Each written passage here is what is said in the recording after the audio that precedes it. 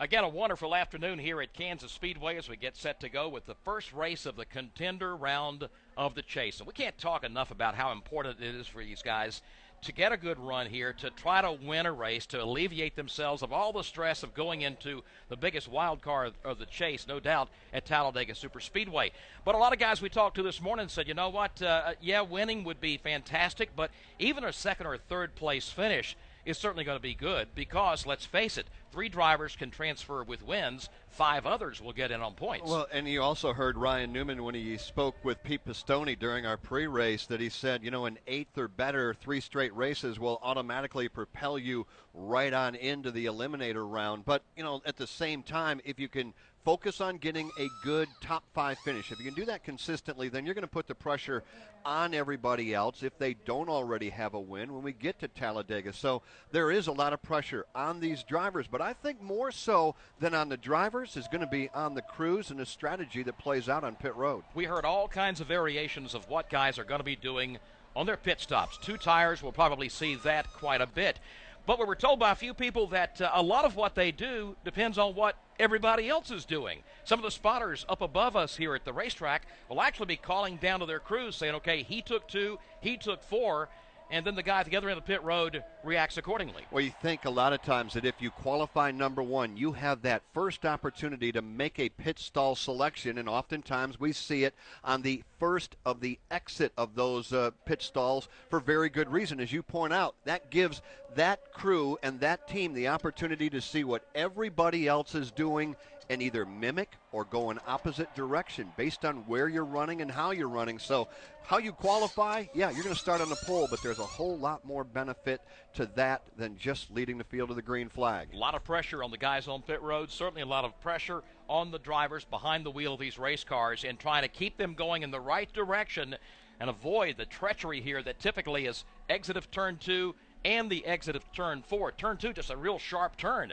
When you come off of that corner wide open, off turn 4, it's a real sharp transition, even though you have a little more room, a little more forgiveness, if you will. But it all comes together to make for a wild card of its own. It's not Talladega, but it's still a wild card here at Kansas. Here to help with today's command, please welcome Vice President and General Manager of Hollywood Casino at Kansas Speedway, Bob Sheldon. Well, our team at Hollywood Casino and I are just thrilled to be part of the Kansas City community, and it's been a fantastic week for Kansas City sports fans, so I felt it only normal to relinquish this great honor to a very special NASCAR fan from the Kansas City Royals, the manager, Ned Yost.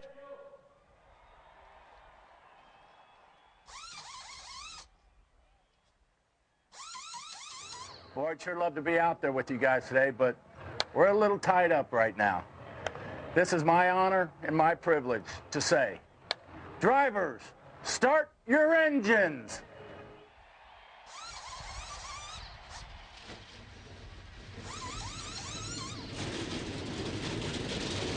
Here's the starting lineup for today's Hollywood Casino 400, brought to you by Wrangler Jeans.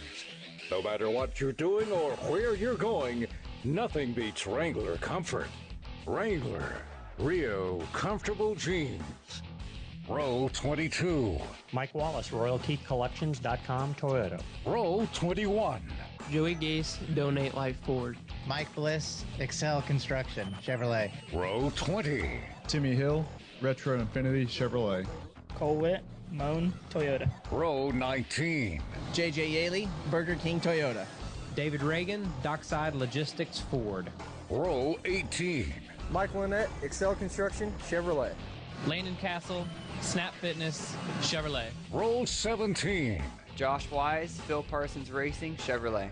Alex Bowman, Dr. Pepper, Toyota. Row 16. Jimmy Johnson, Lowe's, Chevrolet. David Gilliland, Love's Travel Stops, Ford Fusion. Row 15. Reed Sorensen, Tommy Baldwin Racing, Chevrolet. Danica Patrick, Aspen Dental, GoDaddy, Chevrolet. Row 14. Michael McDowell, K-Love Radio, Ford Racing. Matt Kenseth, Dollar General, Toyota. Row 13.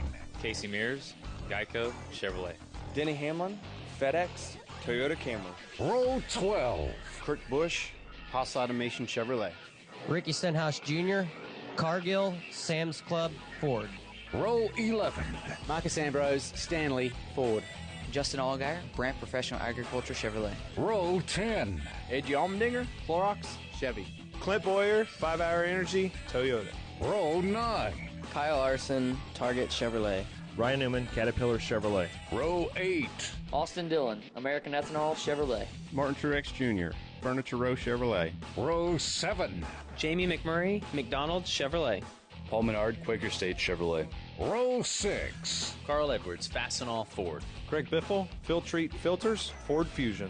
And now the top 10 starters. Starting 10th. Casey Kane, Farmers Insurance, Chevy SS. Starting 9th. Tony Stewart, Rush Truck Centers, Chevrolet. Starting 8th. Dale Earnhardt Jr., Diet Mountain Dew, Chevrolet. Starting 7th. Kyle Busch, M&M's, Toyota. Starting 6th. Brad Keselowski, Miller Lite, Ford. Starting 5th.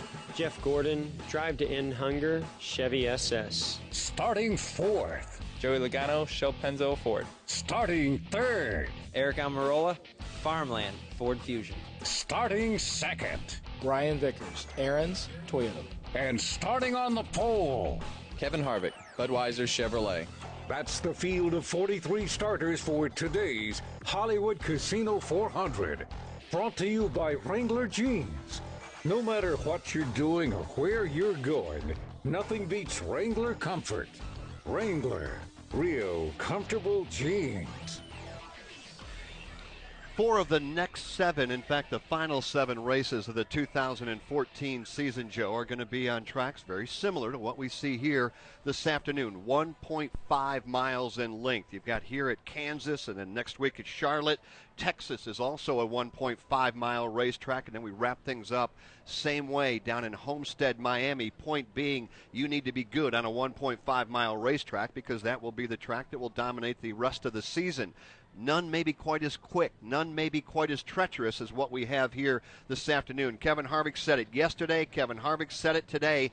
This should be a wild one, action all the way around the racetrack with speeds that Kevin Harvick laid down on Friday, 197 miles per hour, meaning a lot of action. And 2 gentlemen that will help us call the action today for the Motor Racing Network are positioned out in the turns. We're going to start in turns 1 and 2. Over there from Barry, Vermont is Dave Moody. Hi, Dave. Thank you, Jeff Striegel. Good afternoon once again, everybody. Yes, indeed. We are high atop the Kansas Lottery billboard here at the exit of turn number 2 at Kansas Speedway. Let's give you the tale of the tape. Variable degree banking at this end of the racetrack. 17 degrees on the bottom groove, 18, 19, and 20 all the way up next to the outside safer barrier. We've yet to see anybody run the extreme outside lane this weekend, but the groove has expanded over the course of the last 2 or 3 days. We may see that before the end of 400 miles here this afternoon. Turn 2 has been the calamity corner of the weekend. Multiple incidents in qualifying, multiple incidents in practice, and a ton of them yesterday for the NASCAR Nationwide Series. It gets very tight at the exit of turn number 2 here at Kansas. They'll race off turn number 2 to the 5-degree banked back straightaway, down toward turn 3, and to the attention of Alex Hayden of Goldsboro, North Carolina. Thank you, David. Good afternoon, everybody. And yeah, it'll take these NASCAR Sprint Cup Series drivers about 5 seconds to go 2,200 feet down that backstretch before they're faced with turns 3 and 4. Like 1 and 2, this is variable banking. 17 degrees down at the bottom, all the way up to 20 degrees up against that bright white safer barrier to driver's right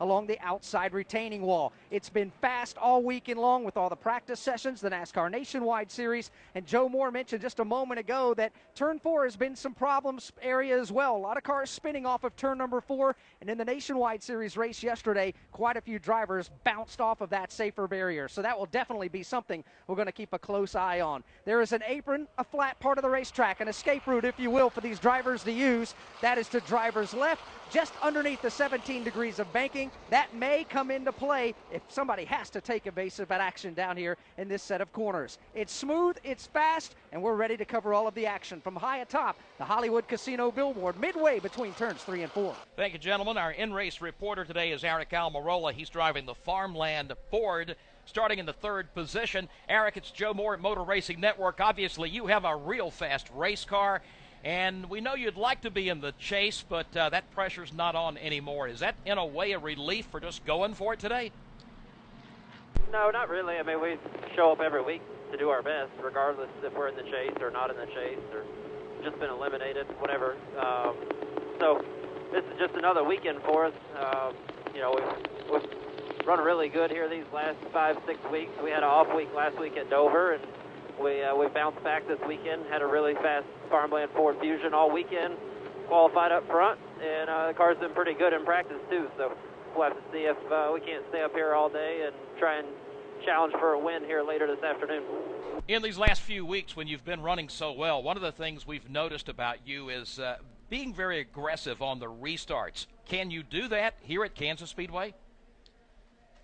Well, you're probably going to have to. It's not a matter of can you or not. I hope we can. I hope our car takes off good enough to be able to be aggressive on the restarts. We're going to have to be. Track position is going to be important, and once it gets strung out, it's going to be really hard to pass. So the restarts are going to be really important, and they're going to be wild and crazy, I'm sure. All right, we'll talk to you a little bit later. Good luck today, Eric. All right, thanks, guys. Eric Almirola, he's in the Farmland Ford, starting today in the 3rd position. Our in-car communications are brought to you by Racing Electronics. See Racing Electronics in the souvenir area at your next race, or visit them online at racingelectronics.com. Field right now working up in turn number 4. When they come across the stripe, they should get the indication we're going to be green in 1.5 miles. So why don't we take a sweep down pit road, brought to you by O'Reilly Auto Parts before we get under the green flag. Joe mentioned temperatures are going to hover around 70. That's 15 to 20 degrees warmer than it has been since we've been here. Track temperatures as high as 30 degrees warmer, and that will have these crews scrambling and chasing these race cars. Let's find out first from Winston Kelly. Winston? Well, one of the things that's going to dictate when these guys come down pit road, of course, is cautions. We had 15 when we were here last year. We had 8 when we were here back in May of this year, a little bit cooler temperatures at the night then. And what we're hearing on fuel mileage is an average of 46 to 48 laps. It could be as low as 44, but if the race speed slows down, Steve Post, it could be as much as 50. And when they come down pit road, we're hearing all kind of strategies in terms of what they're going to do. Winston, I have no idea what they're going to do with tires. I know this. They've got 10 sets of Goodyear Racing Eagles stacked up here, so that's what they have to start off with. It does depend on what this fuel mileage is. Fuel going to be very, very critical to Sunoco Racing fuel, and the fuel mileage will get better. Some crew chiefs have told me as the afternoon goes on. So we may be fishing at a moving target down here with the strategy calls of these race teams today. Let's go to the turn 4 on the pit road to Pete Pistone. Well, before tires and fuel or adjustments, you got to get to pit road. It's not always easy here. We've seen drivers spin through the infield grass. Pit road speed, 45 miles an hour. When you get here, it's a big, wide pit road. But as we've seen in this chase, any mistake on pit road could mean positions on the racetrack. So it's going to be very important. We'll see how this all plays out today to see who can hit the jackpot in the Hollywood Casino 400. That's a pre-race trip down pit road brought to you by O'Reilly Auto Parts. When your vehicle loses its power, stop by O'Reilly Auto Parts. Pick up a Superstart battery that's an exact fit for your vehicle. O'Reilly Auto Parts has a reliable, hard-working Superstart battery you can count on. O'Reilly Auto Parts, better prices every day. Field works into turn number 4 behind the pace car. Kevin Harvick and Brian Vickers on the front row. Chasers scattered throughout the field all the way back to 32nd, where you find Jimmy Johnson. Here's the pace car dropping off the track in turn number 4. And for the start of the Hollywood Casino 400, Motor Racing Network's Jeff Striegel. The first round of the contender round at the Kansas Speedway, and the American Ethanol green flag is in the air.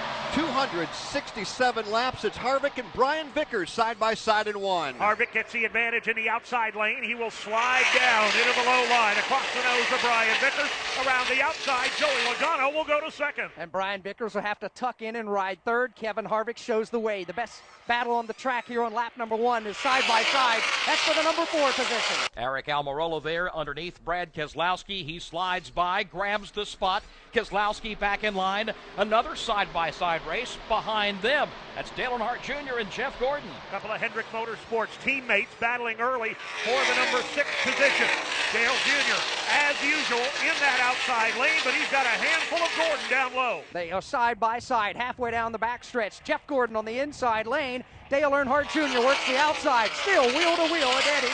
Again, that is the battle for the 6th spot. Give it now to Jeff Gordon as he works to the inside of Dale Earnhardt Jr. He'll pick up that spot there. Right behind him, Casey Kane on the move, and so is Kyle Busch. Kyle Busch is there on the back bumper of the Casey Kane machine. Right behind him comes Carl Edwards. Another car link back to Jamie McMurray, Tony Stewart, then Greg Biffle. Everybody single file. No challenge at the front of the field. It continues to be Kevin Harvick. 5 car lengths, the advantage over Joey Logano. Here comes the field off turn 4. Up front, it is Kevin Harvick trying to run away, but not being very successful in doing so. Joey Logano stays about 6-8 car lengths behind him, but then Brian Vickers way back in third. The logjam begins at Brian Vickers' back bumper. He rides in third, then a car length back to Eric Almirola in fourth. Fifth to Brad Keselowski, then it's Jeff Gordon and Dale Jr. Jeff Gordon's been able to distance himself from that fight with Dale Earnhardt Jr. by the cone of about 10 car lengths. Now Jeff Gordon going to work on Brad Keselowski. A little bit further back, you've got Ryan Newman and Carl Edwards side by side as they work off turn number 4. Carl right now running in the 10th position. Here he comes across the stripe. Tony Stewart is right there. So is Greg Biffle. That's a good 4-man battle as well. Jamie McMurray, a couple of car lengths up over Carl Edwards. Edwards, one of the few running off the bottom of the racetrack right now. He is 2 grooves up. Working right now, Carl Edwards down the backstretch. He's got Tony Stewart stacked up on his rear view mirror. Stewart follows the tire tracks of Edwards off turn 4. A little further back, Martin Truex trying to gain some ground, working down to the inside of the racetrack. He'll bail out of that, get back in line, single file. 5 laps are complete. Harvick leads Joey Logano. They're still checked out over third place. Brian Vickers. Eric Almirola rides there in the 4th spot.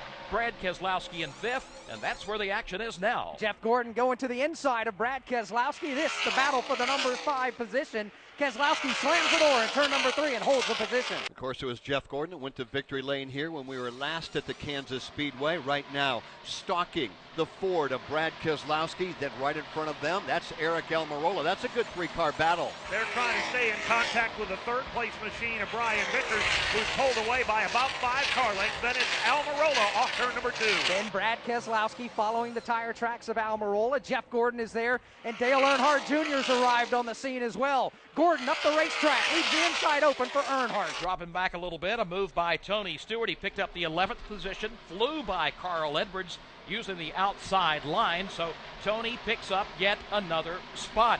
So it's Harvick and Logano. Brian Vickers beginning to break away from that next pack of traffic, which is led by Eric Almirola as they exit turn 2. Halfway down the back straightaway, that bright blue Ford Fusion. Eric Almirola looks in the mirror, sees a bright white Ford. That's the Brad Keselowski car. Keselowski, Gordon, and Earnhardt stacked up there. All of this going on right behind Brian Vickers. Brian running 3rd to Kevin Harvick and Joey Logano. Then you've got Eric Almirola. Then you've got Brad Keselowski. You've got Jeff Gordon and Dale Earnhardt Jr. Eric Almirola now beginning to feel some heat in that battle for the number 4 position.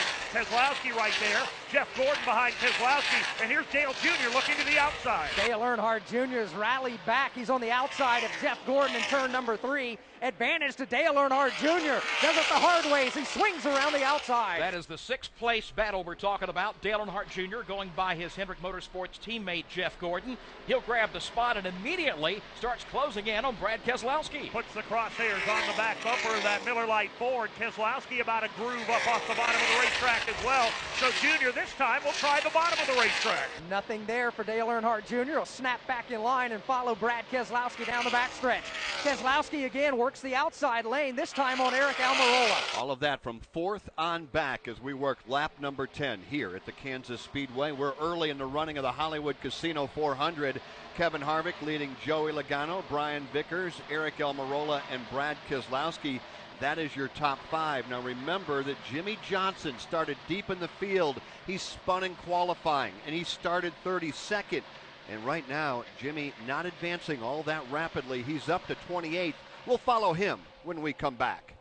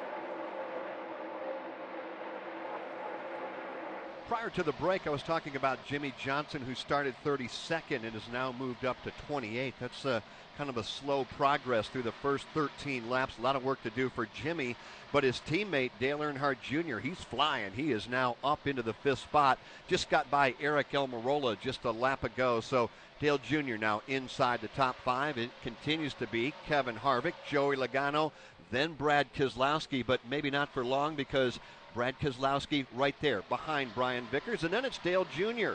14 laps are complete from Kansas Speedway. This is the Motor Racing Network, the voice of NASCAR.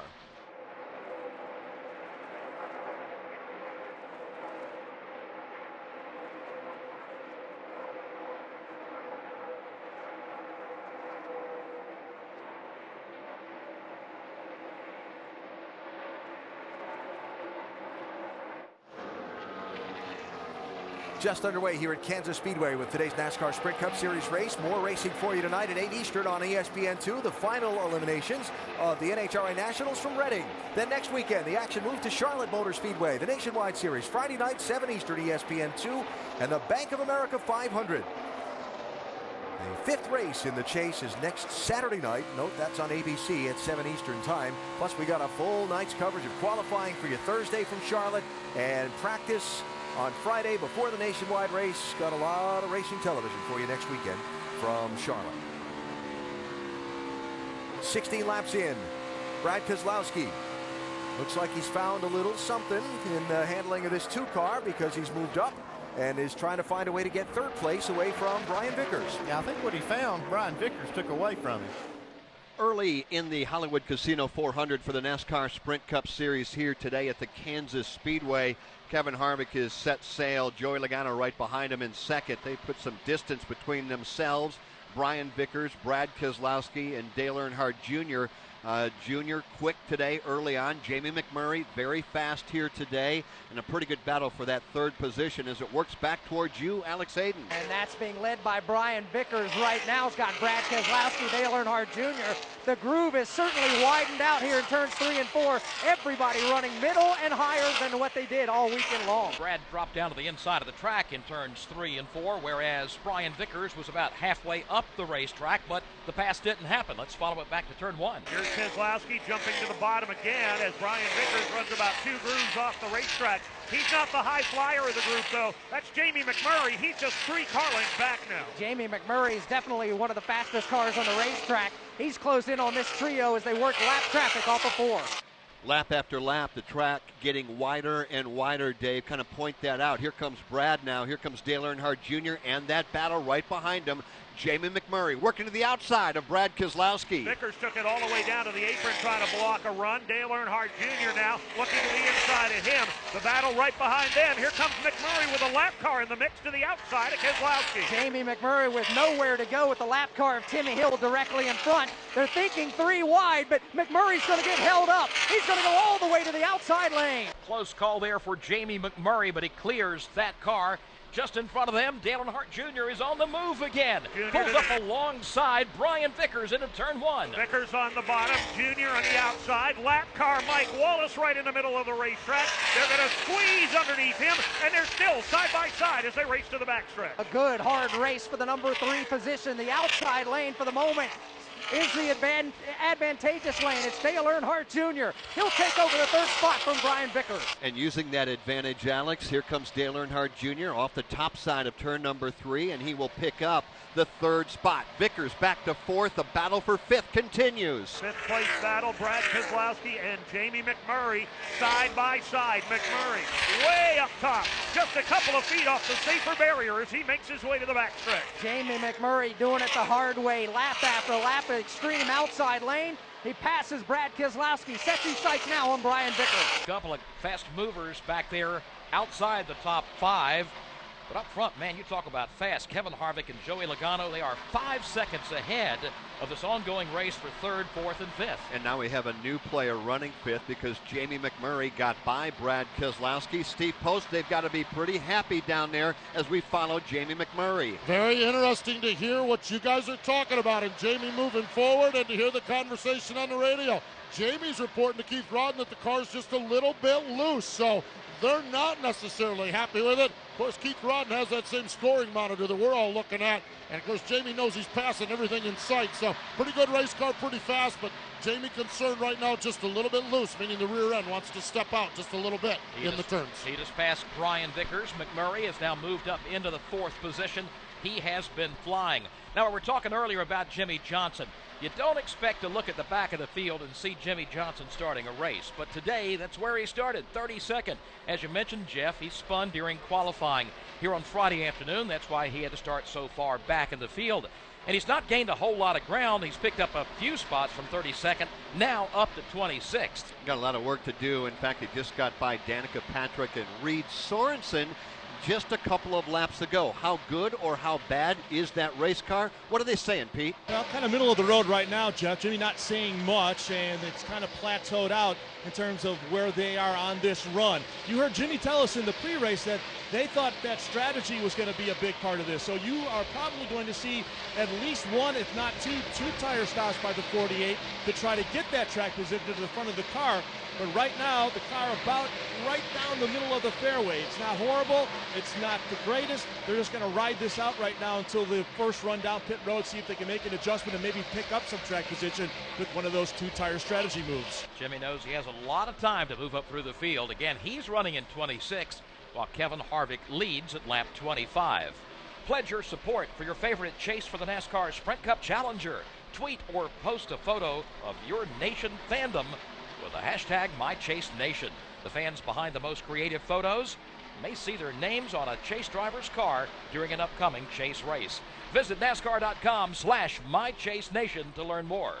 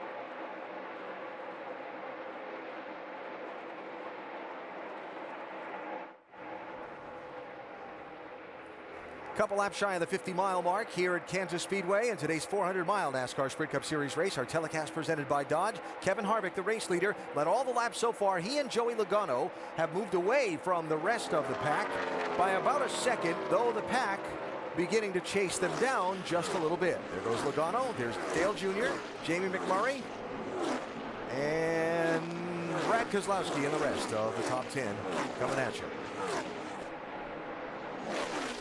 So there's the gap. Harvick to Logano. Joey continuing to run second and try and figure out where he might gain some ground. Have anyone moved up? There's a few of them. The one is running in the middle of 3 and 4 as well as 1 and 2. Yep.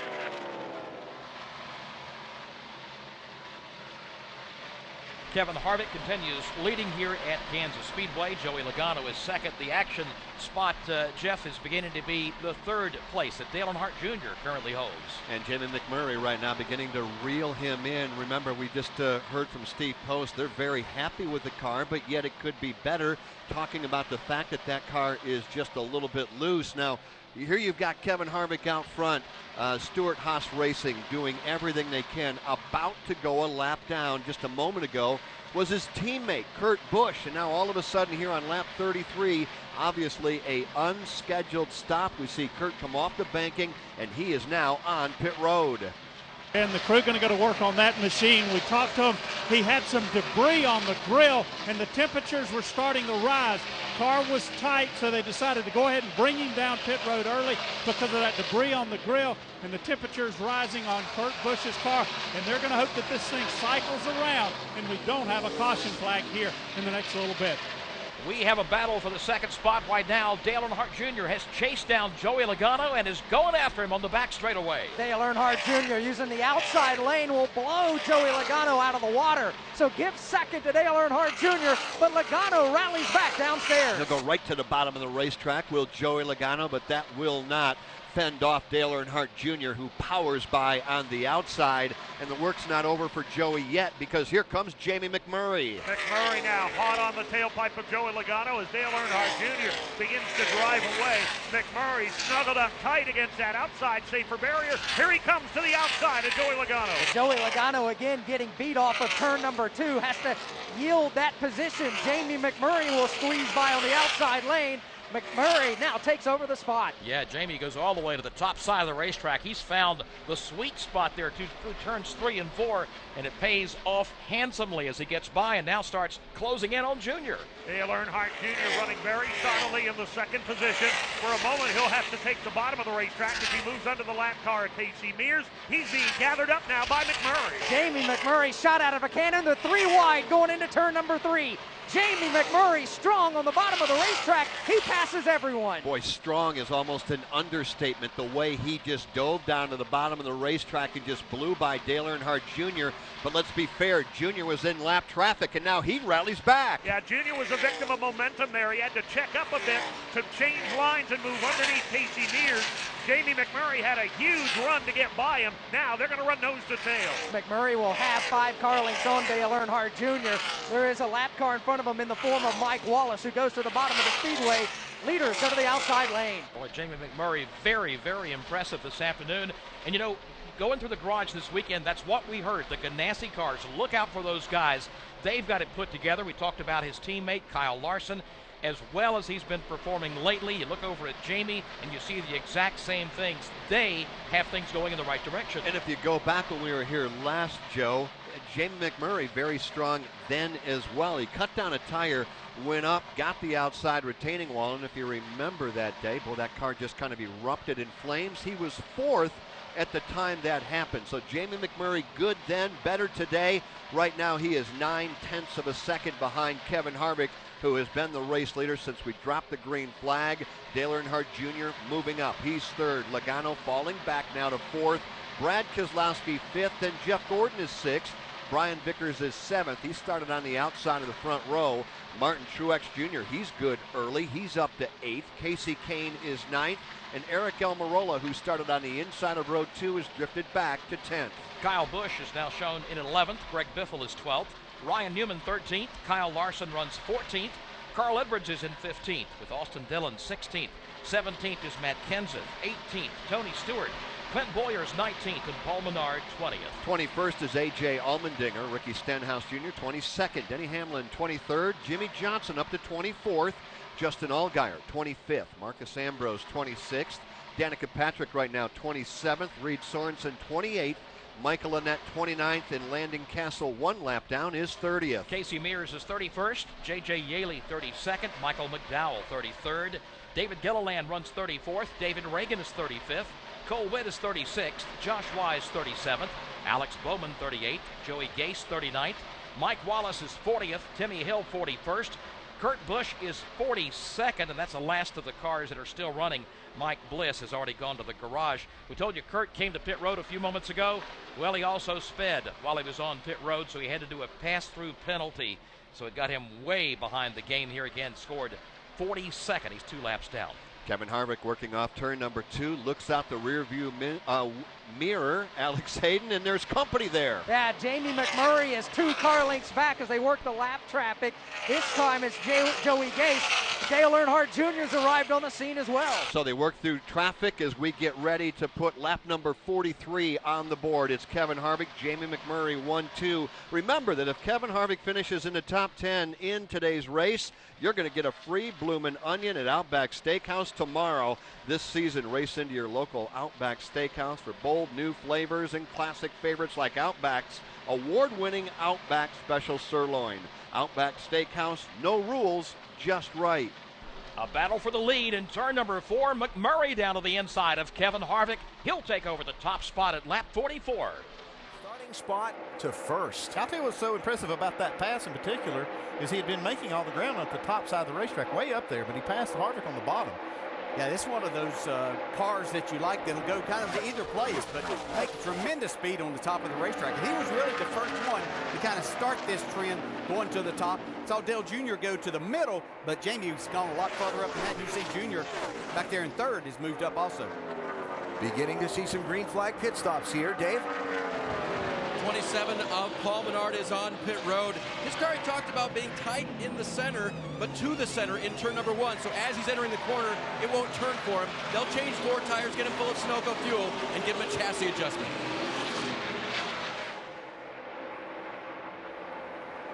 McMurray headed back out. Casey Mears, Michael Annett, Cole Witt also on and now off the pit lane. Here is Ryan Newman, whose trip onto pit road was a little adventurous. Yeah, this is really tight right here. Look. Back at Kansas Speedway, pit stops have begun. Joey Logano just coming off the racetrack, coming in for service, and Ryan Newman is in. Ryan Newman's crew changing right side tires on his machine.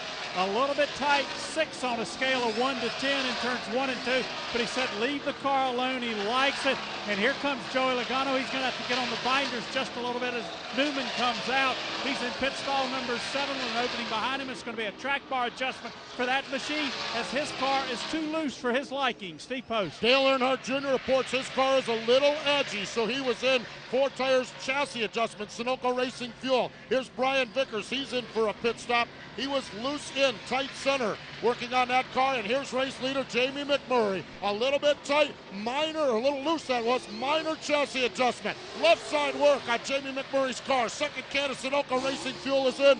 McMurray grabs a gear. He's down and away. Winston Kelly. Loose off the word for Greg Biffle. He completes a 4-tire stop. Same thing for Kevin Harvick. He's on pit road. We saw an adjustment on the right side, a wedge adjustment on the left side. Kevin Harvick completes a 4-tire stop. Matt Kenseth on pit road. Here comes Justin Allgaier and Danica Patrick to Pete Pistone. Here comes Jeff Gordon. He slides into his pit stall. The team goes to the right side. Going to be 2 fresh Goodyear Eagles. 1 can of Sunoco fuel going in. They pulled the tear off the windshield. Now they're going to run down to the other side. It's going to be a 4-tire stop. That's the call from crew chief Alan Gustafson. They clear off the front nose and down and away he goes. Jimmy Johnson is now on pit road. They're going to tighten up the Cobalt Tool Chevrolet a little bit. He was loose on that run. It's going to be a 4-tire change. That's the call from crew chief Chad Knaus. Second can of Sunoco fuel going in. They clean off the nose. Down and away he goes. Steve Post. Denny Hamlin's in the FedEx Toyota in chassis adjustment. They just got the chassis adjustment done. Denny took off when the left side work was complete at the last second. The chassis adjustment, the tire carrier was able to get that chassis adjustment in, making 1 round of adjustment as that caused a little handling. A little close call though for Denny Hamlin getting that adjustment made on that automobile. Winston Kelly. Eric Almirola started third. He fell back to about 8th position before he came down pit road. Car was tight, needed some side bite. Brad Keselowski's been solidly in the top 5 all day long. On pit road, a little bit loose in traffic. They make a track bar adjustment, change all 4 tires, and of course fill it up with Sunoco fuel here on lap 49. Green flag pit stops early in the running of the Hollywood Casino 400 this afternoon at Kansas Speedway. Brad Keselowski, Jamie McMurray cycles around. He'll take over the lead here at lap 50. Then it'll be Junior, followed by Joey Logano and Jeff Gordon. From Kansas Speedway, This is the Motor Racing Network, the voice of NASCAR. You see a couple of times I've seen the back of that 4-car step out. Did right there just a little bit. Still able to get by the 88. Pass-through penalty for Mike Wallace for speeding on his green flag stop has been served, so everything is run through the cycle of pit stops, and McMurray has come away with a 2+ second lead on Kevin Harvick, who's now in second. This is Keselowski in the 2 and Matt Kenseth. Keselowski losing ground on the pit stop cycle and Kenseth gaining a good bit.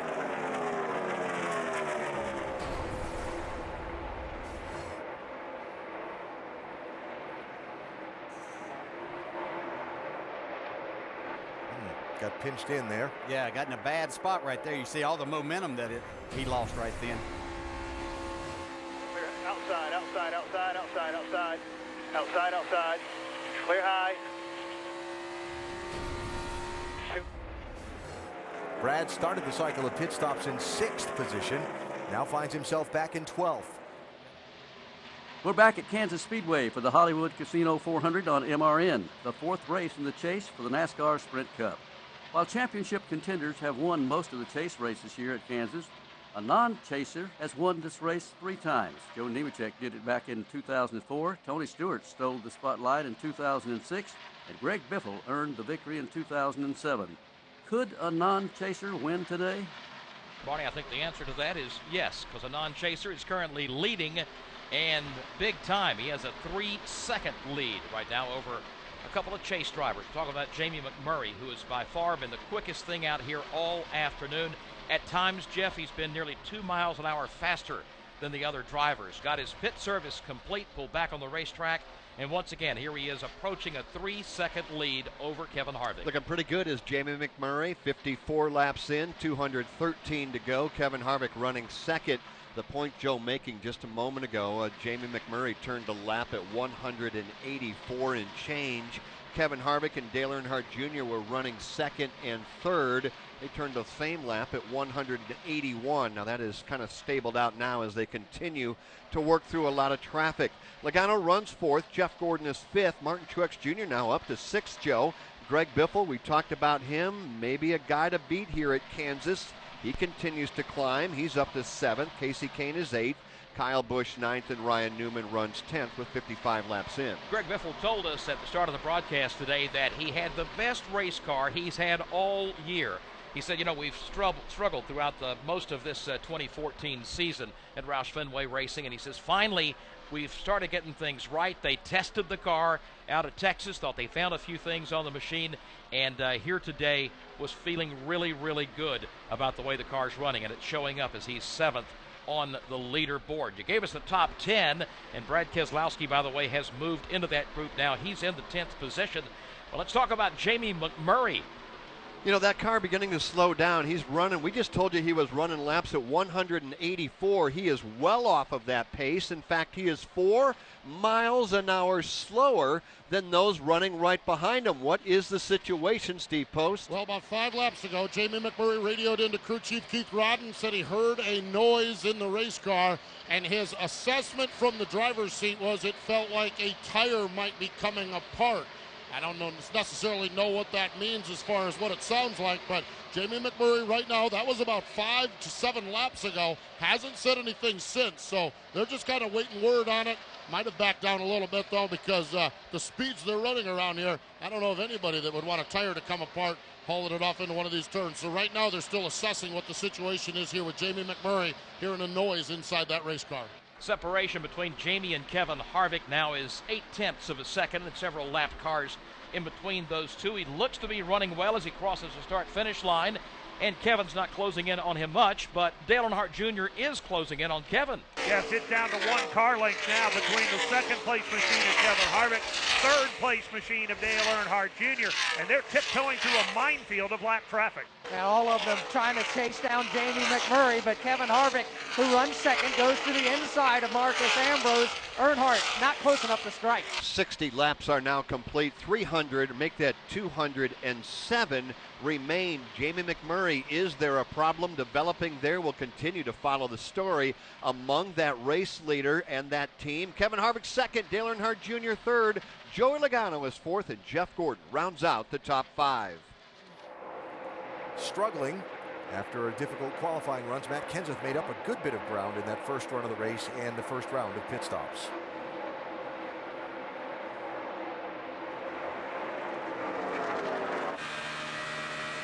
We've been talking about the Chip Ganassi Racing Team for a while and the uptick in performance that they've had between Kyle Larson and Jamie McMurray. Now here's McMurray out in front of the race and pursuing what would be his first win in a year. He won Talladega last fall, just a couple of weeks away. But it would be no surprise, we've been using that theme for a little bit now, if one of those two cars won a race very soon. No surprise whatsoever. They put themselves in position, and you continue to do that, make your cars fast, then you're going to find yourself in victory lane before very long, Janie. Could be today. It could be today, but there also could be a problem looming for our race leader right now. Jamie McMurray, right after that pit stop, said, I have a weird sound in here like a tire is falling apart. Now, just a lap ago, he said, it's like a crush panel is loose. Something is vibrating in here. And remember, the race here in the spring, McMurray blew a right front tire, so they're extra sensitive, keeping an eye and an ear on the sounds in the car.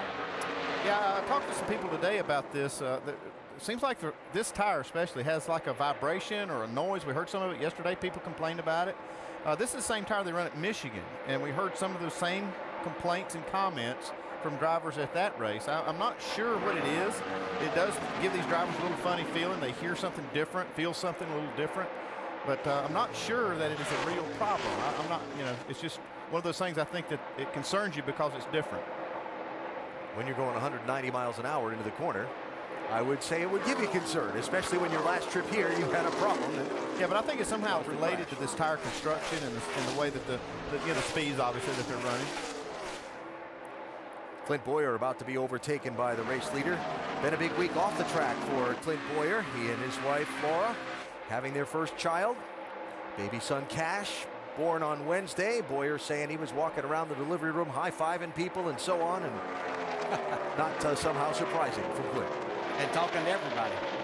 Joey Logano trying to pass Dale Earnhardt Jr. for third place in and around some lap cars. The lap cars are making this very interesting because you've got some that are running on the bottom, a lot of them running right in the middle of the racetrack. See how that affects this racing throughout the day. I'm already surprised to see just how wide the racetrack is and how much room there is to race. We expected it to be a little bit narrow and fast, and we were expecting that to be causing problems, but I kind of like what we've seen, how the racetrack's developed. Logano ran second for almost the entire first run of the race, fell back before the pit stops and lost a little ground on the pit stop. Now trying to make it up, Vince. Well, they were too loose toward the end of that first run, and Todd Gordon, the crew chief, tightened him up with a track bar adjustment, and Joey says the car has responded quite nicely. Feels like they're much better and moving forward, so good news for those fans of the 22.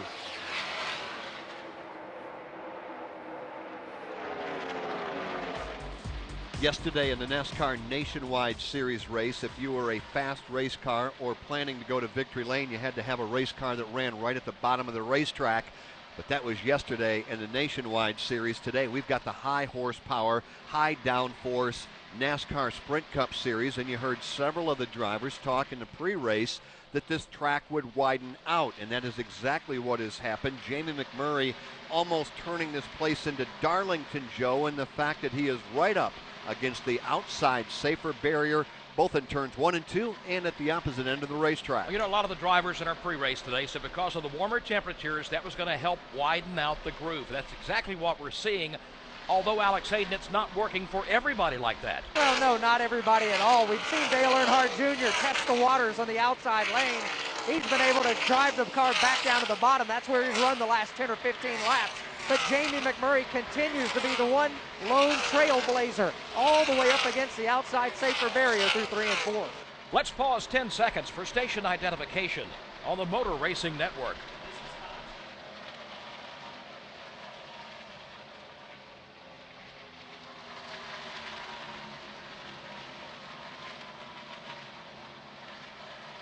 Welcome back to Kansas Speedway this afternoon. Motor Racing Network glad to have you aboard for our coverage of the Hollywood Casino 400. 69 laps in with still 197 to go. Alongside Jeff Striegel, I'm Joe Moore, Dave Moody, and Alex Hayden in the turns today as the caution flag is being displayed for the first time today at lap number 70. And I believe it is for debris that brings the caution flag out. So, Joe, that will slow the field. Our first caution flag of the afternoon, again, as you pointed out, coming out on lap number 70. Give us a moment to say hello to Bob Sheldon from Hollywood Casino, the sponsor of today's race. Good to see you again, and sure is quite pleasant to look over there and see that beautiful scene in turn 2. It's just great. Thanks for having me here, Joe and Jeff. It's wonderful to be here for the, actually this is the 4th Hollywood Casino 400, and we're just thrilled to be part of that. And great with this new format of the chase, be the first race in the contenders section. So our team members just totally thrilled, and lots of fans and our great customers out there enjoying it today. It seems like a beautiful sight here, what we look at, and we talked earlier in our pre-race today about the fact of how this place was a forest not too long ago, and suddenly it's almost its own city. But putting a casino together with a racetrack, that has turned out to be a real good idea. It did, and when the Speedway was developed a few years back, again, it spurred a lot of economic development in the area. We've got a huge retail and restaurant entertainment center right down the road. We have a world-class soccer stadium, and then, of course, building the casino here, a very large project that employs about 750 people each year. And last couple of years, we donated about $2 million to local charities in Wyandotte County and the schools. So we've been a great add to the community. We're really proud to be here. It's really made it a special trip when we come out to Kansas to have all this enclosed in the same area. Thanks for all you do, and again, glad to see you once again here at Kansas Speedway. Thanks, Joe. Enjoy the rest of the race. Thanks, Bob Sheldon from Hollywood Casino, the sponsor of today's Hollywood Casino 400. Under caution, pit road is open. Here comes Jamie McMurray and all of the leaders onto pit road. Steve Post. Jamie McMurray brings the Cessna McDonald's Monopoly Chevrolet into the crew around to the right side. Their further assessment on this is Jamie went, and they went with 2 tires. Very quick pit stop for Jamie McMurray down and away. We got Denny Hamlin in. We got Brian Vickers in. Other lead lap cars, Kyle Busch. But real quick, their assessment is maybe they've got a cross panel coming loose under McMurray's car. Not nearly as significant as they thought, the problems they might have had with that initial vibration. Winston? He got out first just ahead of Kevin Harvick, who also did a 2-tire stop. It was 4 tires for Joey Logano. That's going to cost him a number of positions, but he wanted the 4 tires. Brad Keselowski with a 2-tire stop. Greg Biffle was on pit road along with Eric Almirola. Ryan Newman, rest of the guys on this end of pit roads. Pete Pistone. Well, Winston, Jimmy Johnson just pulling away from his pit stall. The crew was pulling out the wheel well on the right side of the race car.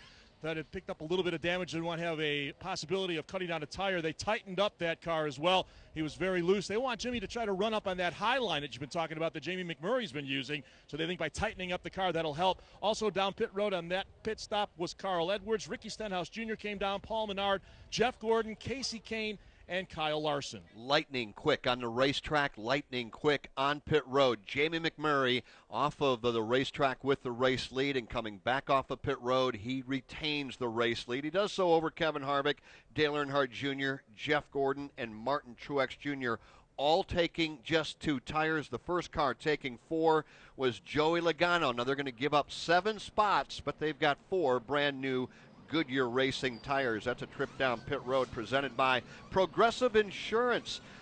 Last year, over 3 million drivers switched to Progressive. Call or click today and find out if you could save.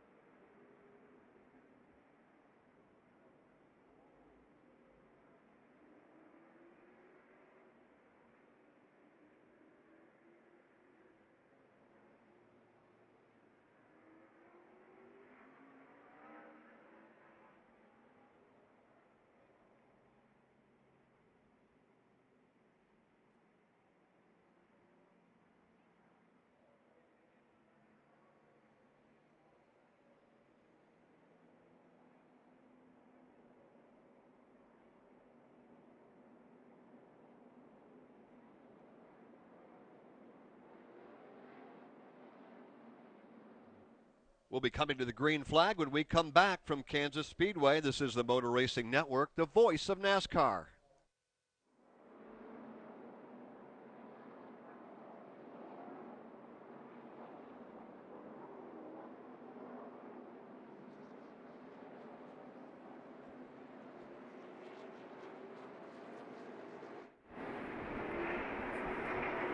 Tomorrow, Russell Wilson and the Seahawks visit Kirk Cousins and the Redskins for Monday Night Football.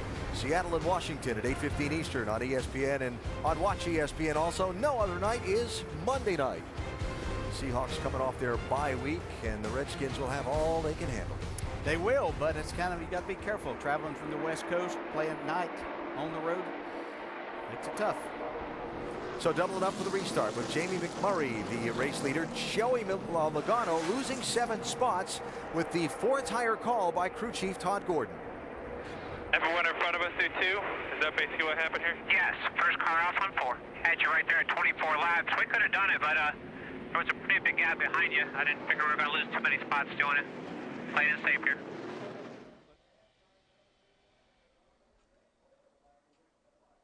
The Hollywood Casino at the Kansas Speedway about to get back under the green flag. When they do so, 75 laps down, 192 remain. Jamie McMurray, Kevin Harvick, row 1 set to go. Row 2, Dale Earnhardt Jr. and Jeff Gordon. Row 3, Martin Truex Jr. and Greg Biffle together. Row 4 sees Casey Kane and Kyle Busch.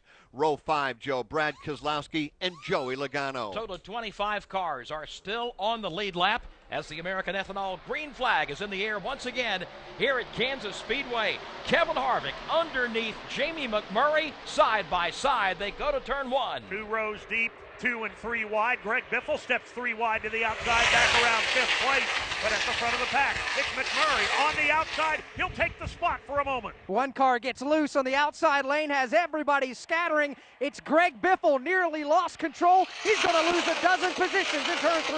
Boy, he may lose more than that. He restarted up in the 6th spot. We'll follow Greg here in a moment. Meanwhile, we got a battle for 3rd. It's Dale Earnhardt Jr. out front, followed by Kevin Harvick, and let's pick up that battle for 3rd. Side by side, Jeff Gordon pinned to the bottom of the racetrack. Jamie McMurray up high, not getting the grip this time around. Gordon is right there. Jamie McMurray will take over the number 3 spot. Harvick is 2nd.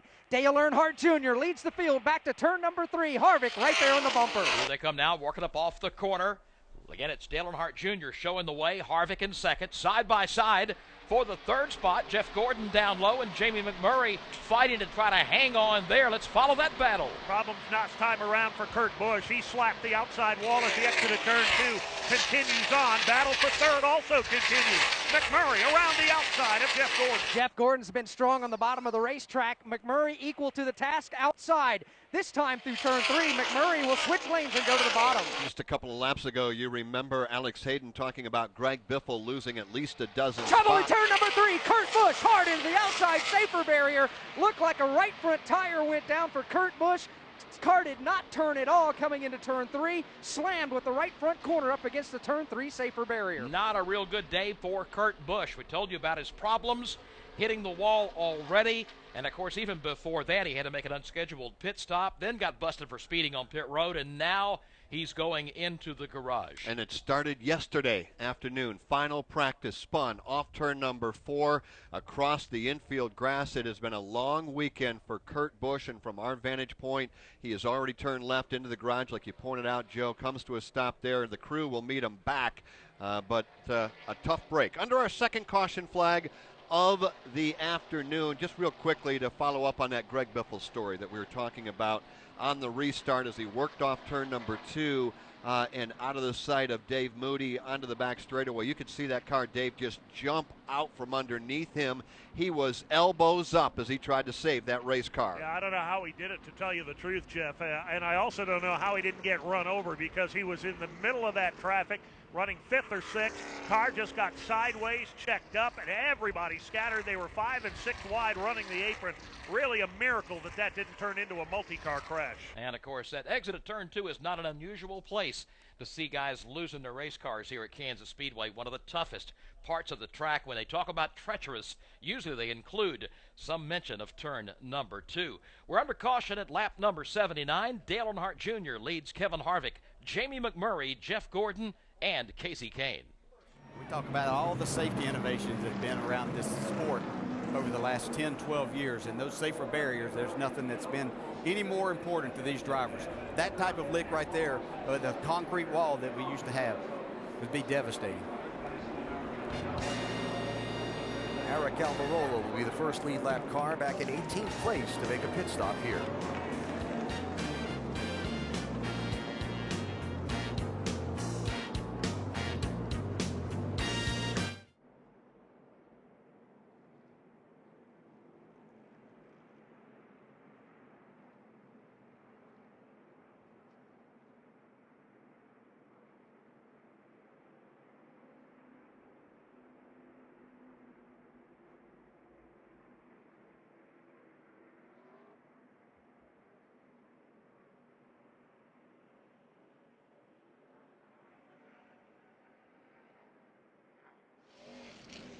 Under caution at Kansas Speedway because of Kurt Busch's encounter with the wall in turns 3 and 4. Couple of guys on pit road, Winston. One of those was Greg Biffle. They went ahead and did a 4-tire stop and made a wedge adjustment. He really didn't say anything to the crew about what happened when he got up out of the groove. Very calm about this race car, made a slight chassis adjustment. Actually, that wedge adjustment was one Greg Biffle asked for as he was coming down pit road. Eric Almirola had a tire going down on that before that last caution period. They went ahead and changed 4 tires, lost a number of positions, so they brought it down pit road, as did Justin Allgaier. How about in front of you, Steve? Yeah, we had Clint Boyer down here, of course, home state boy, Clint Boyer, that is, and they were fighting some ill handling conditions early on, tight in the center, loose up off the corner, made some adjustments back on lap 72. They liked it, but it wasn't still where they needed to be. They were toward the back end of the lead lap cars, so decided to bring it back down. Brian Petty, the crew chief, went a little bit further on those adjustments to try to dial this race car in for the Brian Vickers led team, or the Brian Patty led team. That is Clint Boyer, the driver of the 5-Hour Energy Toyota. Let's go to Pete Pistone. Jimmy Johnson was back down pit road. It was a 4-tire stop. They did top off with Sunoco fuel, and they did make a track bar adjustment. And again, the call from Chad Knaus wanting Jimmy to get up high, scrub those tires in, and try starting to run that high groove around the racetrack here when we go back green. We went 70 laps without a caution flag. Now I've had 2 in the last 8 laps. Still working caution as cleanup is underway. At lap 81, Dale Jr. leads Kevin Harvick, Jamie McMurray, Jeff Gordon, and Kasey Kane. And from Kansas Speedway, this is the Motor Racing Network, the voice of NASCAR.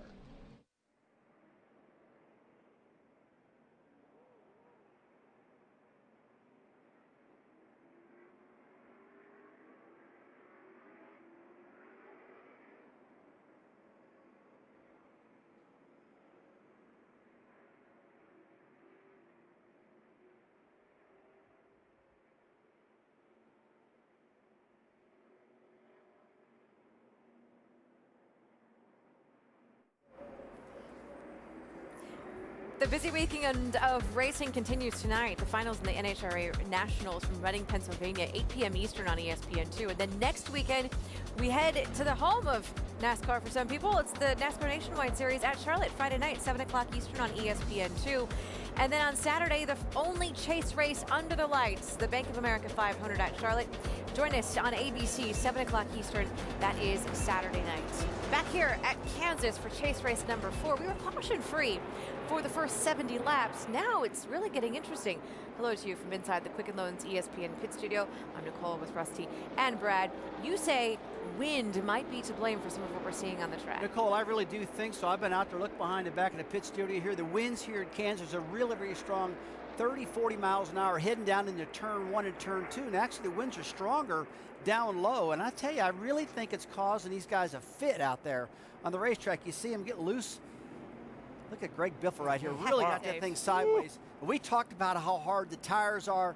Track's hard to get a hold of. Let me tell you what, when you start blowing that much wind at a car, it causes it really hard to handle. Now, a few laps ago, there was a roar from the crowd. That's because a certain driver took the lead. That would be Dale Earnhardt Jr. Yeah. Looking strong. He is looking strong. And once again, I think we're back to racetracks, high speed, high grip that he excels at. And we heard Dale Jarrett tell us this week on our conference call, a lot of drivers are going to get back into this thing because of that. He's one of them. This is the most laps that Junior has led since Pocono.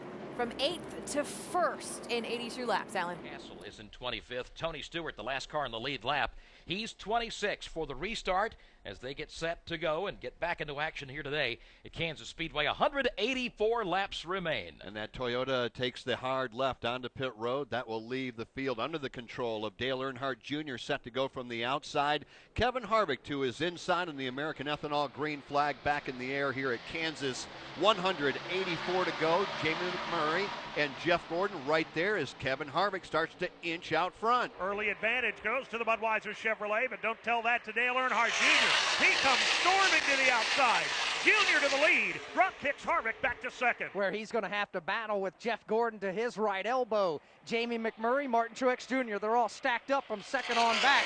Everybody following Dale Earnhardt Jr. Again, Dale Earnhardt Jr. shows the way off turn number 4. Kevin Harvick behind him by about 6 car lengths. Man, they're going 4 wide further back.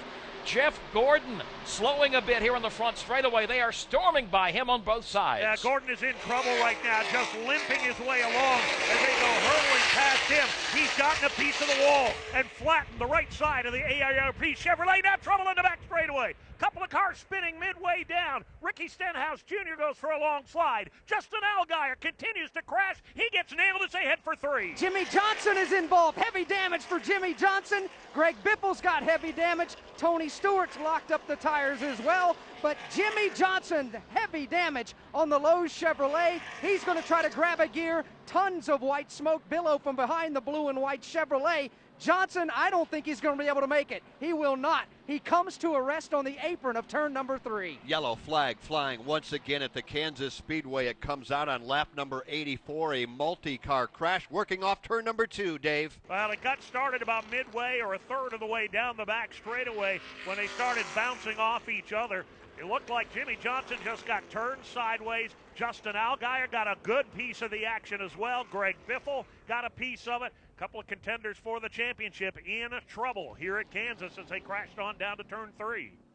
Jimmy Johnson got heavy damage to the back of the car as well as the front of the car after getting turned head-on into the inside safer barrier. He and Greg Biffle got collected there. Justin Allgaier's car sits somewhat diagonal at the entrance to turn number 3 on the racing surface. Greg Biffle, the only one to really be able to drive away from an incident site. Both Allgaier and Johnson have dropped the window nets as safety personnel are on the scene. Not what you wanted to start the contender round for Jimmy Johnson. We'll follow up there in a moment. Winston Kelly, as Alex just reported, the only car able to drive away was Greg Biffle, and he was sitting in front of you just a moment ago. And despite the fact I don't believe the pit lane was open, he had right side tires, both of them down.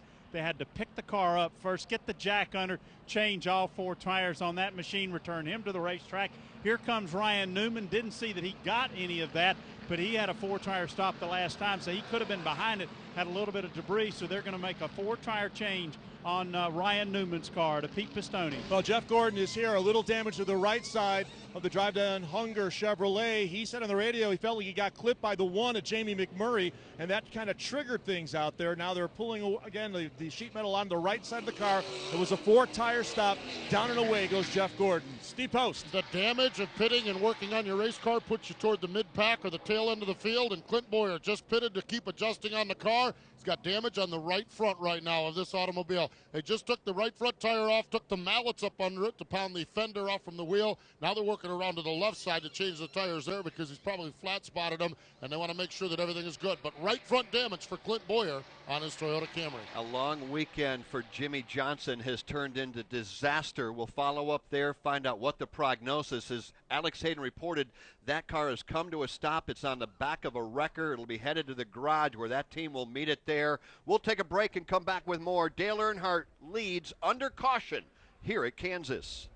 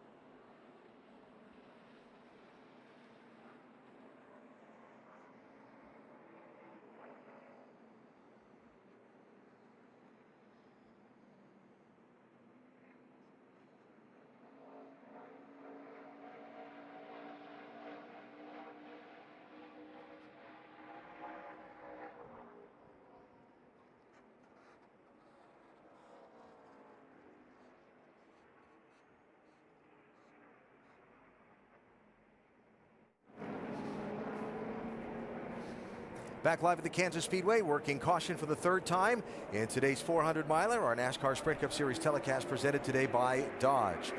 It's one of those things that just after another restart, with the field still bottled tightly up, someone had a problem off of turn number 4 that turned into big trouble off turn 2. Yeah, here's Jamie McMurray just gets under caution, a crash off of turn number 2 that claimed at least Greg Biffle, Justin Allgaier, Josh Wise, and Jimmy Johnson, and just now, Steve Post. In fact, it probably even hasn't made it back there, waiting on that Lowe's Chevrolet, but the crew ready to go to work on that car. Oh, and they are not patient waiters, I can tell you that. It looks like there's about 15 or 16 guys in blue Lowe's uniforms, and here comes the car now coming around the garage stall. Car is absolutely trashed up. They have a frame straightening machine in their garage bay. Only team I see that brings a frame straightener, sadly today, that might be critical. Looking at the damage, crew guys are already, as the truck is rolling in, crew guys are already buttoned down on this race car. They're looking at the rear end of it. Now they're going to work while the tow truck is dropping the car here outside of the garage area. But they are already working, pulling different parts of sheet metal off from this car.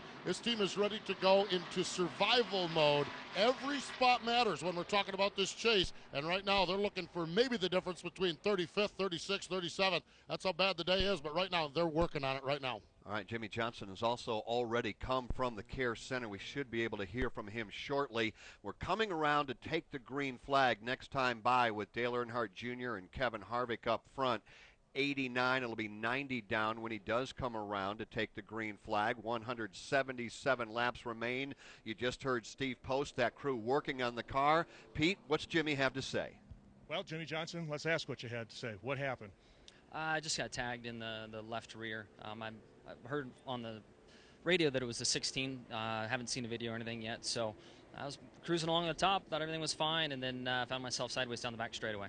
How was the car up until then? It was okay. I mean, we were stuck in traffic. Our problem really started on Friday, not qualifying right there. And we were moving forward and in a good position. I felt like our times had us capable of a top 5 finish, but it was just back there in that mess and ended up being the mess. All right, disaster for Jimmy Johnson here, guys, to kick off the start of the next round. First of the chase contenders to have a major problem today, and of all people, it's Jimmy Johnson. Back under the American Ethanol green flag, the field's in turn 1. And again, it's Harvick on the bottom, Earnhardt up high, and it's an instant replay. Around the outside goes Dale Jr. to the lead. Martin Truex Jr. is going to follow him for second. And he is the new player in the top 3. Truex on the outside lane, wheel to wheel with Kevin Harvick to his left elbow. That's the side-by-side battle for second. Right behind them, they are side-by-side with Kyle Busch and Joey Logano, but across the stripe, it's Dale Earnhardt Jr., Kevin Harvick, Martin Truex Jr., then Joey Logano, then Kyle Busch. That's the top 5. Truex down on the apron halfway to the grass on the front straightaway, but not able to stay with Kevin Harvick. He pulls away by 3 car lengths.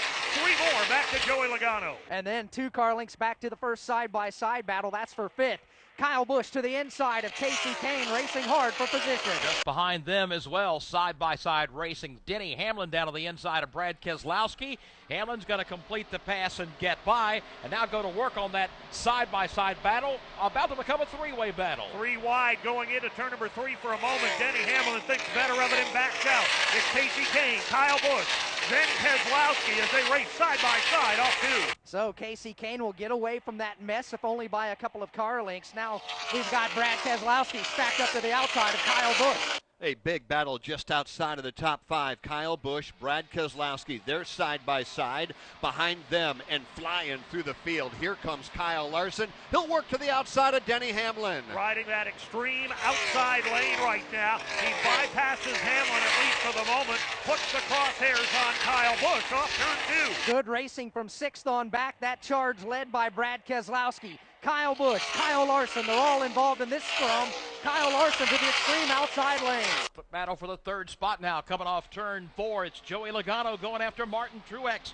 They're side-by-side, coming across the start-finish line, and that's the way they go back to turn 1. Logano on the comeback trail now. He dives down below the white line. Left side tires on the apron as they race through 1 and 2, side-by-side with Martin Truex Jr. It's the battle for the number 3 position on the racetrack. The red and yellow Ford of Logano to the inside of that flat black Chevrolet of Truex. A advantage will go to Logano. 95 laps are down. Dale Earnhardt Jr. showing the way. Then comes Kevin Harvick, Joey Logano, and Martin Truex. Where's he been all year? And Casey Kane, Dave. That's the top 5 as they work back towards you. 6th spot belongs to Brad Keselowski. 7th is Kyle Larson. 8th belongs to the Kyle Busch machine. Denny Hamlin 9th. Then side by side down to the inside. In the 10th spot, that's Austin Dillon.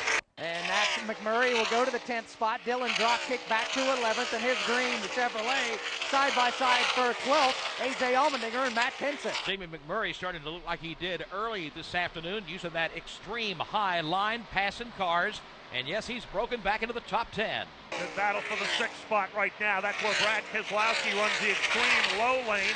He's got Kyle Busch right in his tire track. Kyle Larson working the outside line. Kyle Larson with an outside to the inside move from the backstretch to turn number 3. He got outside of Kyle Busch, inside of Keselowski, and passes them both. Let's talk about a couple of guys trying to dig out of a hole that came on the restart back when Kurt Busch, if you remember, he brought out a caution flag. On the restart up front, Jamie McMurray and Jeff Gordon got together, banged off of one another. Joe, you called it. They both bailed out of the throttle. McMurray right now no better than 10th as he tries to dig out. And Jeff Gordon, he's all the way back in 24. So 2 top contending cars getting together on a restart, and it cost them both. At least for McMurray, he's coming back to his former life, trying to pick off the 9th position now as he's chased down Denny Hamlin. Had a good run at him off turn 2. He's there again, going back to 1. Right there on the back bumper of the Denny Hamlin FedEx Toyota. Hamlin to the bottom. McMurray to the surprise of nobody. All the way to the penthouse, running that extreme outside lane. Further up, there's a pretty good race starting to shape up now for the number 5 and 6 spots. That's where Martin Truex Jr. has a handful of Brad Keselowski. Boy, that's going on right behind a good battle for the 4th spot. You've got Casey Kane who has it. Here comes Kyle Larson trying to take that away. Then, as you point out, Alex, Martin Truex Jr., Brad Keselowski, and Kyle Busch. Here's Larson diving down low on the Casey Kane machine. Casey running the high groove. Larson in the middle. Nothing there for Kyle. Here comes Keselowski on Truex. Side by side on the backstretch of Kansas. Brad Keselowski to the inside of Martin Truex Jr. Advantage to Keselowski. Give him the position. 6th position we're talking about here, being held by Brad Keselowski. Now, you mentioned McMurray. We talked about the fact he is pouring on the steam. Not so much the case for Jeff Gordon. He's stuck back in the 20th position, not making up a whole lot of ground here as he crosses the start-finish line and heads back up to Dave Moody.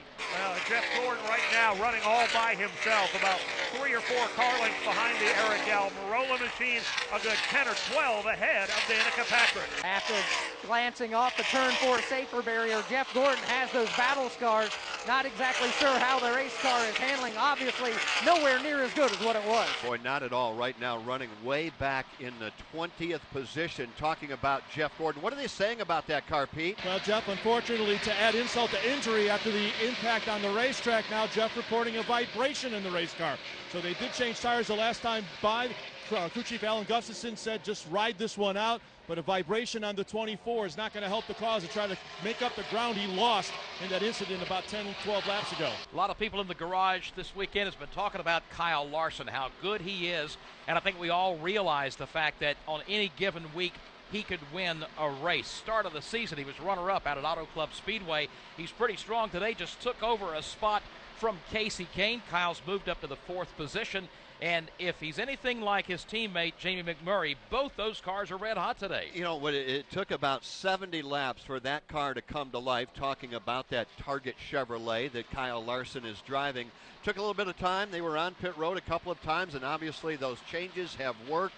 And Kyle Larson right now storming to the front where he has been the last 3 races in a row, Joe. A 6th, a 3rd, and a runner-up spot there. He came here with high hopes. He said both he and his teammate, Jamie McMurray, they felt like they had 2 cars to beat, and they're proving it here today. It's another team that has bloomed late in the year, if you will. Although, I mean, you look back at what he did, even McMurray from the first part of the season, they've not been slouches on the racetrack. They've run well.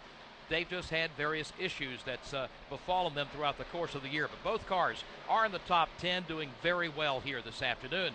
Have 163 laps to go. Let's take a look at the Autozone leaderboard. Dale Earnhardt Jr. is the race leader. Kevin Harvick runs in 2nd. Joey Logano 3rd. There's Kyle Larson 4th. Casey Kane's 5th. Brad Keselowski 6th. Martin Truex Jr. is 7th. Jamie McMurray runs 8th. Kyle Busch 9th and Denny Hamlin 10th. 11th is Austin Dillon, 12th, and a good run today for A.J. Allmendinger. Paul Menard 13th. Ryan Newman 14th. Right now, Ricky Stenhouse Jr. 15th. Matt Kenseth is 16th. Carl Edwards 17th. Tony Stewart is 18th. 19th now, Jeff Gordon, and Eric Almirola is 20th. 21st is Brian Vickers. Marcus Ambrose runs in 22nd. Greg Biffle is 23rd. Clint Bowyer 24th. And Landon Castle is in 25th. Danica Patrick shows up 26th. Casey Mears 27th. Reed Sorensen is 28th. Michael Annett 29th. And Cole Witt runs 30th. 31st, David Gilliland. 32nd, David Reagan. Michael McDowell, 33rd. J.J. Yaley, 34th. Alex Bowman, 35th. 36th to Mike Wallace this afternoon so far. Timmy Hill, 37th, and Joey Gase is 38th. And we've got the remainder of these cars out of the race. They include Jimmy Johnson, caught up in a crash. Right now he is being scored 39th. They continue to work on that car. Justin Allgaier, 40th. 41st, Josh Wise. Kurt Busch went out early. He's being scored 42nd. And Mike Bliss 43rd. And that's a look at the AutoZone leaderboard. On lap 107, get proven tough Duralast brakes, the official brakes of NASCAR, sold only at AutoZone. Get in the zone, AutoZone. The spotlight is yours at Hollywood Casino at Kansas Speedway. Experience nonstop thrills and blockbuster winning on 2,000 red-hot slots and over 50 action-packed table games. Plus enjoy award-winning dining at our 5 fabulous restaurants. Only at Hollywood Casino at Kansas Speedway. Bit better. Kicking up a cloud of dust, he went into turn 1 so high. Well, they took his other lane. You know, he had moved up and he was about a car width off the wall, but others got running there, so rubber being put down there, it's not quite as favorable, so he's moved up a little further than what everybody else is, trying to get a little bit more grip and speed, and it's working for him. McMurray had gone back to 13th after the skirmish with Jeff Gordon, and he's picked his way again back up to 6th position.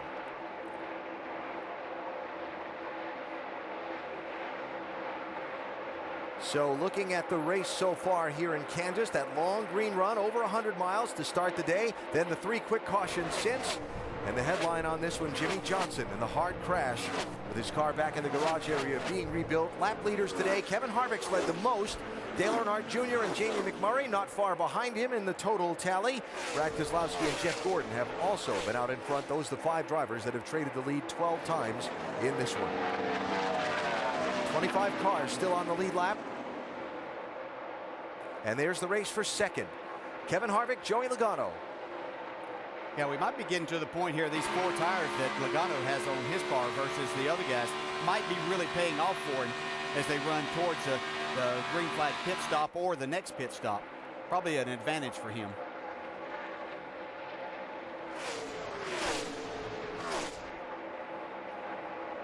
Alex Bowman in the line Logano wanted to use, but he was still able to make it work and get around Harvick for second place. Eric Almirola's off the pace. Go ahead and try and fire it back up. Yeah. Seems like the motor blew up. Something. All my pressures were good. I still had oil pressure. I still had fuel pressure. And they had such high hopes today. All right, still 4 tires on here, guys. See, they started in 3rd position. Yeah, you can do all the things, make your cars better, but you got to have a little racing luck to go on top of that. Made it back around to pit road. We stay under the green flag.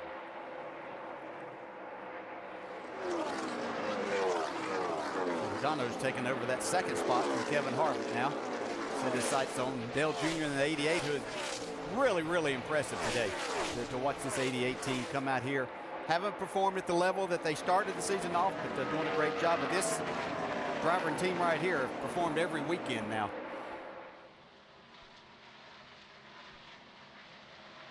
Dale Earnhardt Jr.'s lead is 2.7 seconds over Joey Logano, the new 2nd place man. Kevin Harvick, Kyle Larson, and Casey Kane, the top 5. Eric Almirola, who had a great start today, started the race in the 3rd position, apparently has a pretty serious problem. He was just on pit road. He came down pit road. They went in and changed tires, but he thinks he's got a problem in the motor. When he pulled off, it sounded sour, not up on all 8 cylinders. Tough break for the Petty Blue Ford for Richard Petty Motorsports and Eric Almirola, but no problems at all for Dale Earnhardt Jr., who only had one top 10 finish in his last 5 starts. And a lot of people kind of scratching their heads saying, is this a championship contending team? Well, right now he is showing that absolutely they are, as they continue to lead and stretching the lead now 3 full seconds over Joey Logano, Kevin Harvick, Kyle Larson, and Casey Kane. Joe, let's take a look at where all the chase contenders are running here as we've reached lap 116. Junior leading, Joey Logano second, Kevin Harvick is in third, Casey Kane is fifth, Brad Keselowski is in seventh, you've got Kyle Busch in ninth, Denny Hamlin is 10th, then it's Ryan Newman in 12th, Carl Edwards in 15th, Jeff Gordon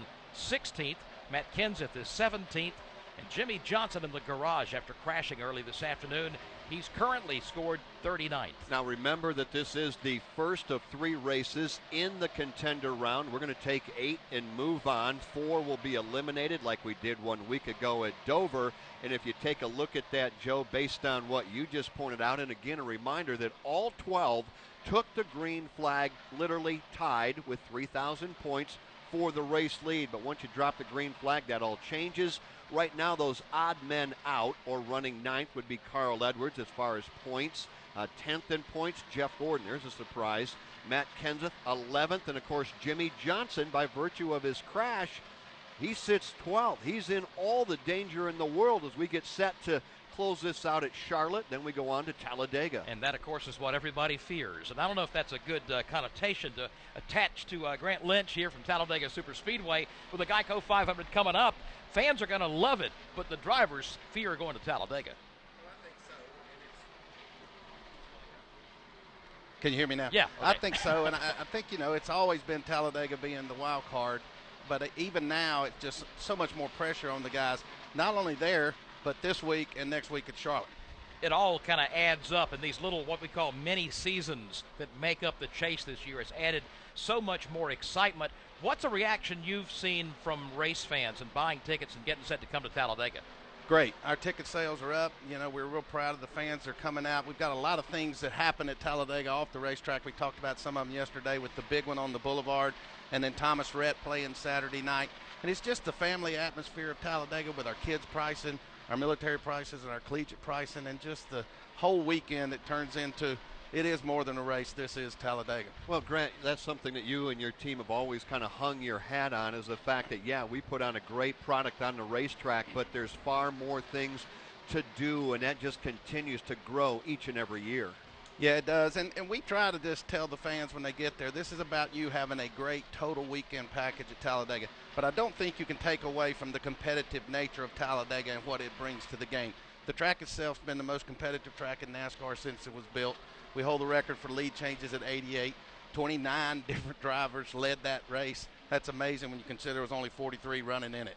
You can't go to the bathroom when you go to a race at Talladega. Well, you better not, because something's going to change on the racetrack while you're in there. Now, you guys instituted something new this year you used in the earlier race called the Freedom Trophy. Tell me hang on just a second, Joe. We've got a trouble off turn number 4, and it is Dale Earnhardt Jr., the race leader, apparently has got the outside retaining wall. The caution flag is out for the 4th time, and Dave Moody, as he works towards you, a lot of damage on the right side of the race leader's car. Just limping around right now, Jeff, and I think he's going to take it very slow and steady to try and get back to pit road without tearing all of the fender wells and the crush panels out of that car. But he really gave it a good shot coming off turn number 4. Has absolutely pancaked the right side of that Diet Mountain Dew Chevrolet. That's amazing. 2 of the Hendrick cars having problems. Jimmy Johnson already out, and now Dale Earnhardt Jr. Let's get back to the Freedom Trophy, Grant.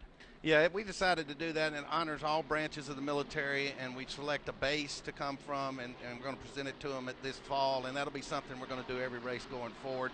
I know you guys are busy with Junior going out, so we'll tell all the fans, call 877 go to Dega or go to Talladega Superspeedway on the internet. You guys get back to the race. Can't wait to get there. See you. Grant Lynch from Talladega Superspeedway. And Dale Earnhardt Jr., it looked like a right front tire that went down. You could kind of tell, again, courtesy of Sprint Vision, there is a a flap, a hood flap. Steve Post, maybe you can explain it as well. There's a hood flap right up near the windshield. When you blow a tire, that flap will actually kind of come up in the air because of the pressure. When that tire goes down, it came up. Junior went up and got the outside of the wall. Yeah, and he is going to the garage area because I just walked down to their pit box and there's nobody here. So Dale Earnhardt Jr., they figured the damage significant enough that he's going back to the garage area. To your point on that, Pete, what happens is the air, when that thing explodes, it just takes the cowl area and just opens everything up in there. And apparently they've diagnosed it, so Dale Earnhardt Jr. is going to limp that car to the garage. Two of the Chase contenders having problems today. First, Jimmy Johnson,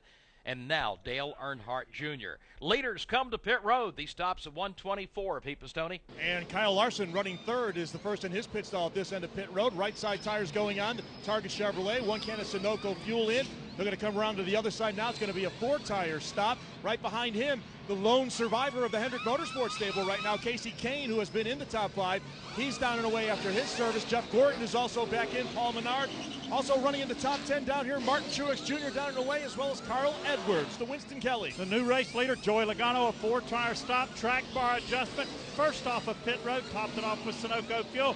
Then goes Kevin Harvick, Kyle Larson, then Jamie McMurray, Brad Keselowski with a 4-tire stop and Sunoco fuel. Greg Biffle, Matt Kenseth, they're still working on his car. They've got a little bit of damage to the right front. They're putting tape on that and still working hard on the left side of Matt Kenseth's car. Ryan Newman also 4 tires and fuel. Steve Post. Yeah, down here we've had a bunch of cars, and it looked like, Winston, everyone down here went with 4 tires. Brian Vickers, one of the strong-running cars early on, he was in for 4 tires and fuel. Marcus Ambrose, Denny Hamlin.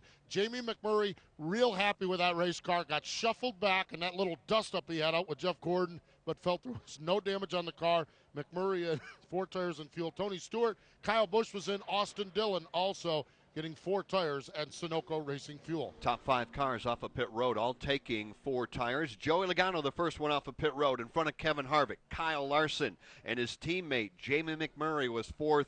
Kane was 5th. Again, that's the top 5 cars off of pit road. Brought to you by 5-Hour Energy. There are 3 million ways to yummify with 5-Hour Energy. Just grab your favorite beverage, open and pour. Get yummification inspiration at 5houryummification.com. Dale Earnhardt Jr. back in the garage here at Kansas Speedway. He had 38 green flag laps on those tires when one went down. Here's where he explains what happened to crew chief Steve Letarte. Hey, I wasn't really pushing. I wasn't tight. I don't know. I agree. I'm going to keep my opinion to myself before I say something I regret. Good work, bud. Sorry. Steve Letarte, crew chief for Dale Earnhardt Jr., and they are working on the car now, trying to get him back out, as is his teammate, Jimmy Johnson. Absolutely what I was going to say. Jimmy Johnson in the garage, Dale Earnhardt Jr. in the garage, Kyle Busch busted for speeding on pit road. A lot happening, a long way to go. 142 laps to go.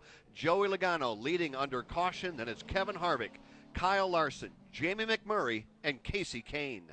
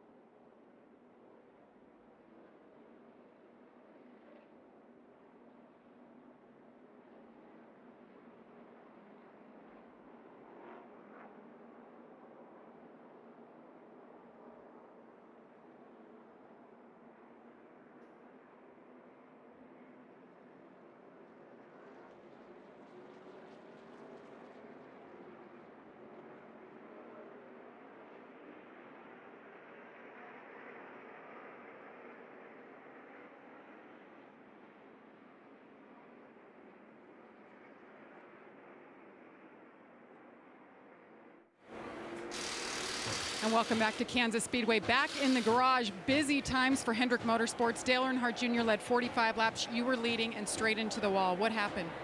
Going into turn 3, the surface of the tire unwound all the way across the surface. And I don't know, just the whole surface of the tire unwound like a string and just came off the car, and then it popped off the corner. I felt it coming apart through the corner, and the surface of the tire's gone. The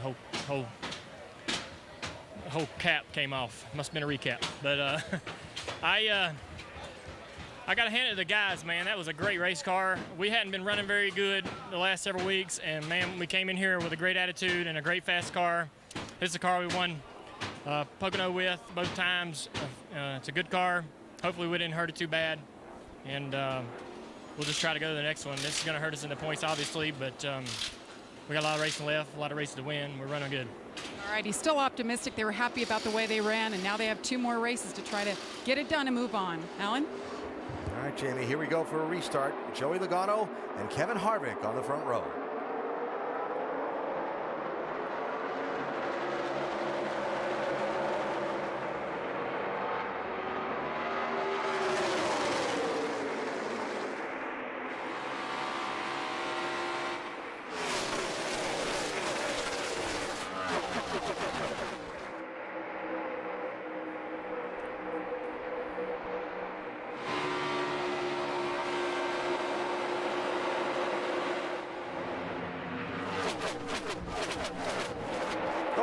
Hang on.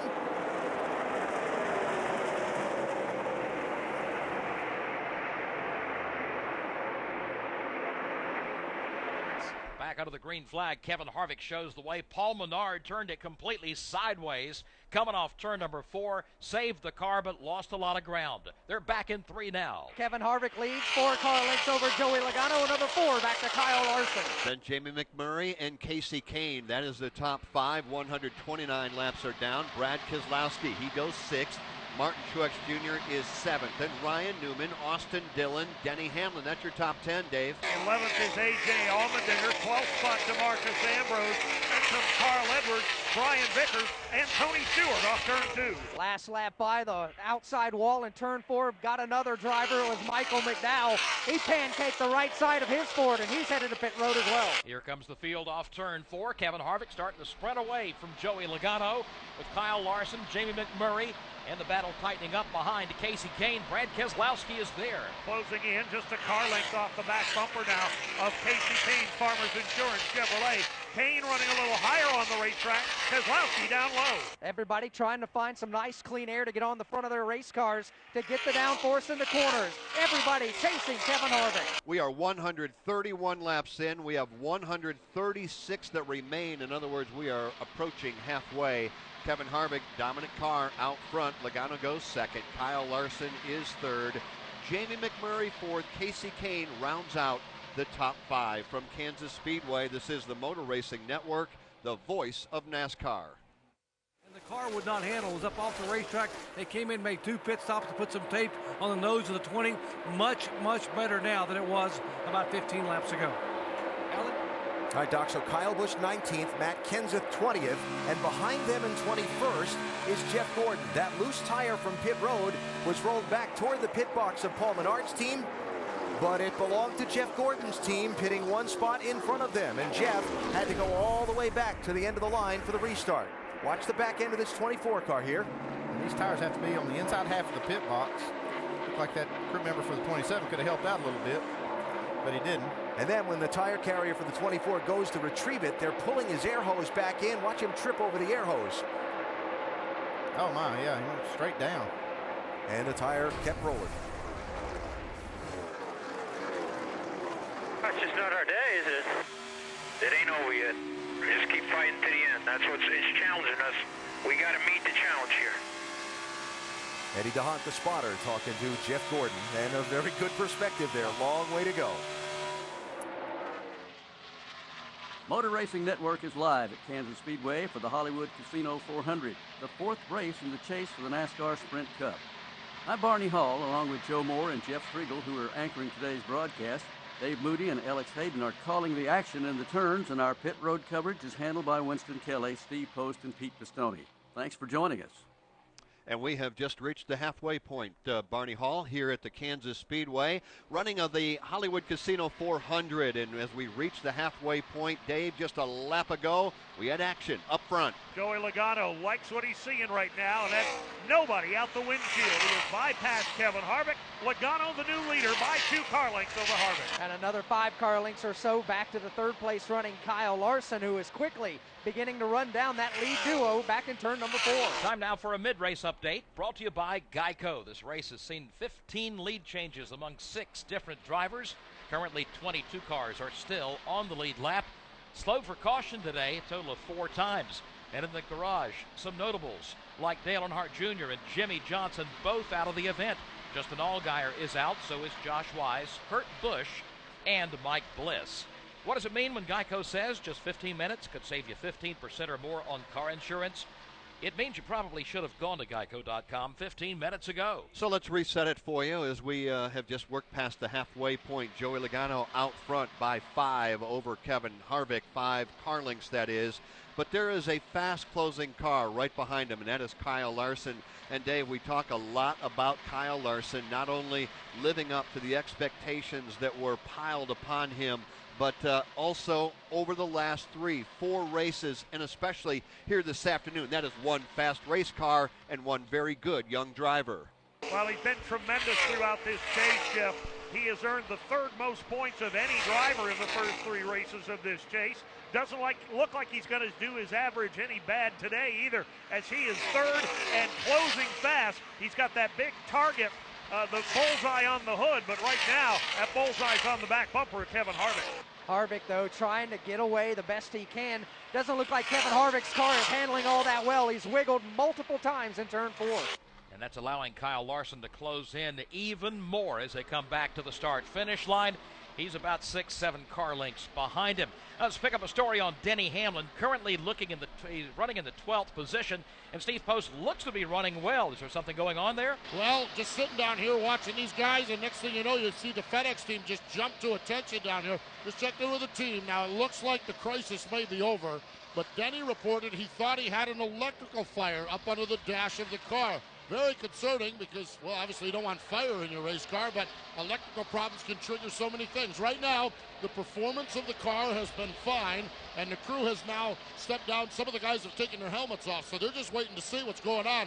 But Denny Hamlin's crew on edge a little bit down here, just waiting to see what Denny's next report is from inside that cockpit of the race car. As we race a season within a season, Winston Kelly, there are only 3 races here to advance on. You must be mistake-free on the racetrack, off the racetrack, and on pit road. We've already seen it claim Dale Earnhardt Jr. and Jimmy Johnson.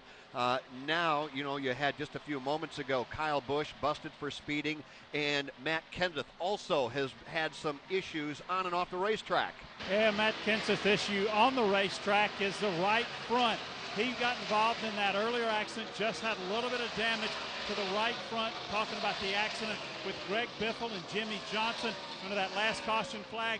He made 3 different stops. They did a lot of repair to the right front. That put him back in traffic. At last count, he was back about 20th position. Car still okay, but it's not handling near to his liking. But Matt Kenseth with a little bit of problems as well. Kyle Larson has moved up another spot. He caught Kevin Harvick, blew by him, and now he sets his sights on Joey Logano, who is a 2.5 seconds away. Logano working through some traffic as he comes down the front stretch here, crosses the line. Here's Kyle Larson again, 1.3 seconds behind him. Larson's got a little bit of work to do with lap traffic. He's going to bypass the Eric Almirola machine that's laboring down low on 7 cylinders. The Joey Gase car dead ahead. And both of these drivers running identical lines in turns 3 and 4, which is all the way up against the outside safer barrier. Now Larson this time through has to go to the bottom to get by Joey Gase. Last time that Kyle Larson was on a 1.5 mile racetrack, it was the Chicagoland Speedway. He led 20 laps there and ended up finishing 3rd, and he is looking very, very strong here this afternoon. But he has to continue to try to chase and run down race leader Joey Logano. Kevin Harvick is 3rd, Casey Kane 4th, and Jamie McMurray is 5th, and that is with 123 laps remaining. We all know that Sunoco fuels every driver on pit road, but did you know that they have been the official fuel of NASCAR for 10 years? That's over 18 million miles of NASCAR racing. Join Sunoco Racing on Facebook for insights and giveaways at facebook.com/Sunoco Racing. Had to push it out, and he lost 7 spots, but ever since then, he's been going forward. And Chris Heroy, the crew chief, told me this morning, we've heard from the ghost of Christmas past this morning. He said, I know you heard Titus right earlier, ghost of Christmas past here. They said we were so loose in the May race, we were going to make him tight no matter what. And so far, the car's been very, very good for Larson. I'm waiting for somebody to make the Ebenezer Scrooge reference. Come on. Well, he might find Christmas in October here this afternoon with that first Cup victory. Sure been a lot of fun to watch. Yeah, he really is. Yeah, very talented. Fun to watch, make his way through traffic and search around on the racetrack for fastest way around there for his car. Boy, the team was real loose this morning. I was just walked by while they were going through tech. I said, is today the day, guys? And they were all grinning. I said, yep, think it might be. So that's good. Loose team and a tight car. That makes for a good combination. That's better. 24-year-old Joey Logano leading. 22-year-old Kyle Larson second. Youth is served at this point of the race in Kansas today. Not being served well are circumstances around Denny Hamlin inside that 11 car, Jamie. Well, the day was looking up for Denny Hamlin. He gained 13 positions, but this was on his radio just about 2 minutes ago. Just cut on fire underneath the dash. Turn all your other switches off there. Turn all your fans and stuff off. Did it go out, man? Still smoking. Seems like the smoke's gone away. And most recently saying, okay, there may not be a fire now, but there's still smoke and I can smell it. They're telling him check all of your gauges one at a time, and he's going to stay out there until everything goes kaput. I'm just going to guess, not having driven one of these race cars before, that if you see sparks or something under the dash, it's not a very comfortable thing. Rather unsettling as a driver, yes. Yeah, not good. Pick that out. You know, you really can't see up under there, so you have to think it's some electrical situation that they got, Andy. Yeah, and they got, it's distracting, obviously, for the driver to have to go through all that, but you wonder, how is it going to fare the rest of the way? Denny running in 12th position at the moment. Remember, started back in 25th. And still got that yellow banner across the windshield as one of the 12 trying to make it into the round of 8. This contender round in the chase for the NASCAR Sprint Cup. Long way to go. 117 laps remaining here at Kansas City today. Joey Logano, the race leader, and we go NASCAR nonstop today, presented by Sunoco.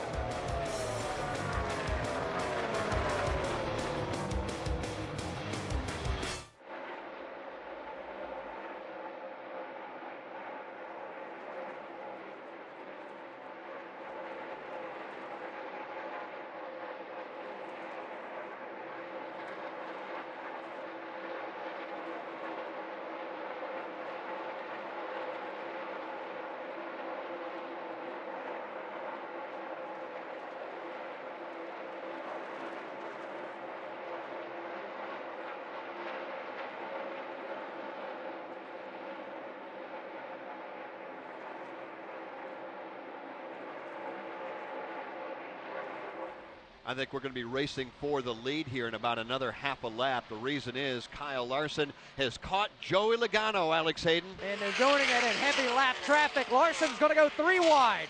Joey works up off turn number 4.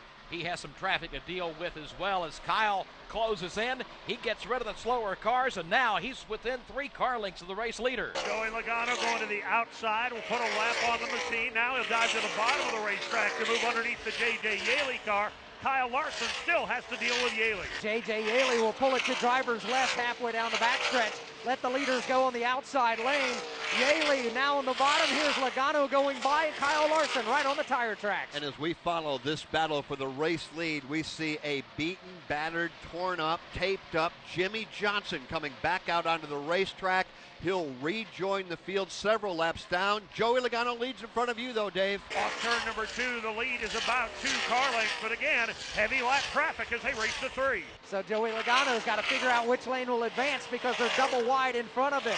One of those cars is Cole Witt, the other one being Mike Wallace. Wallace in the middle of the track. Here comes Larson. Joey goes all the way to the top of the racetrack. Kyle Larson went all the way to the bottom of the track, and now they're separated by 2 car lengths as they go back to turn 1. Now they have to navigate around the Cole Witt machine. Witt goes to the bottom, top side wide open.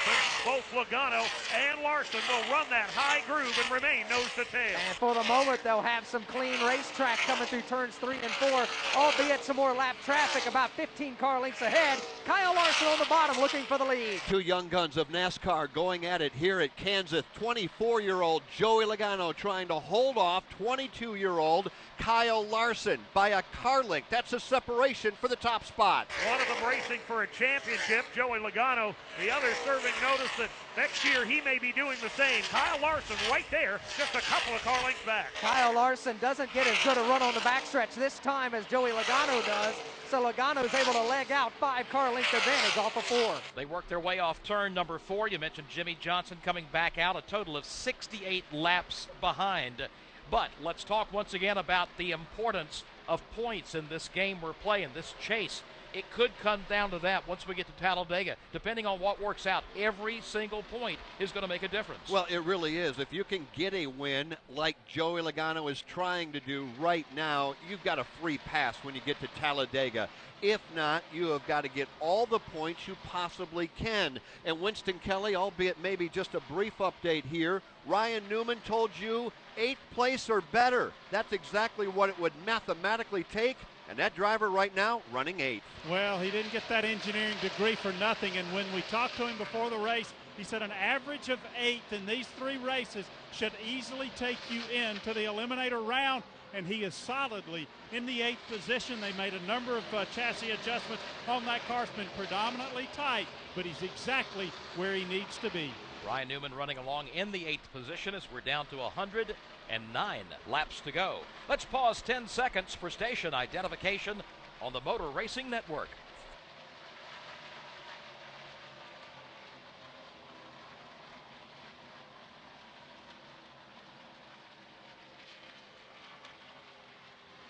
Joey Logano leads at Kansas Speedway. 108 laps remain in the Hollywood Casino 400. Motor Racing Network. Trouble turn number 2. Brad Keselowski is in the wall. The Miller Lite Ford hammers the outside retaining wall. Midway between 1 and 2, limping down the back straightaway with heavy damage. Another chase contender with a problem this afternoon. This time, Brad Keselowski, Dave. All by himself, Joe, at least from my vantage point, it looked like he just got out of the groove. Car shot up the banking, hard into the safer barrier.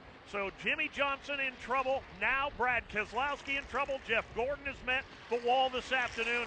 It's a rough afternoon already for the chase contenders. Indeed. Well put, Dave Moody. And now Brad Keselowski brings that white and blue Ford onto pit road. It is used up. We'll follow his stop. Brad Keselowski bringing out the 5th caution flag of the afternoon, and a vicious hit and a lot of right side damage, Winston Kelly. Yeah, and just looking at the Sprint Vision replay, he was going through that corner and it just shot up the banking like he had a similar problem that Dale Earnhardt Jr. talked about. The car is down on the right side. The crew is struggling to get it up. They can't get the jack up underneath it because there's so much damage to it. Now the gas man has to get up under it. They're going to have to get a pole. They're going to get the pole from the jack. Now they're going to stick a jack up underneath the rear of the car. They're really having trouble getting it jacked up just so they can change the right side tires so he can get back out and not lose any laps. They've got the right side tires on. Are they going to be able to get the left side tires on before he loses a lap? They've got a lot of damage to the right front. Brad Keselowski just revving the engine, very impatient, wants to get back out.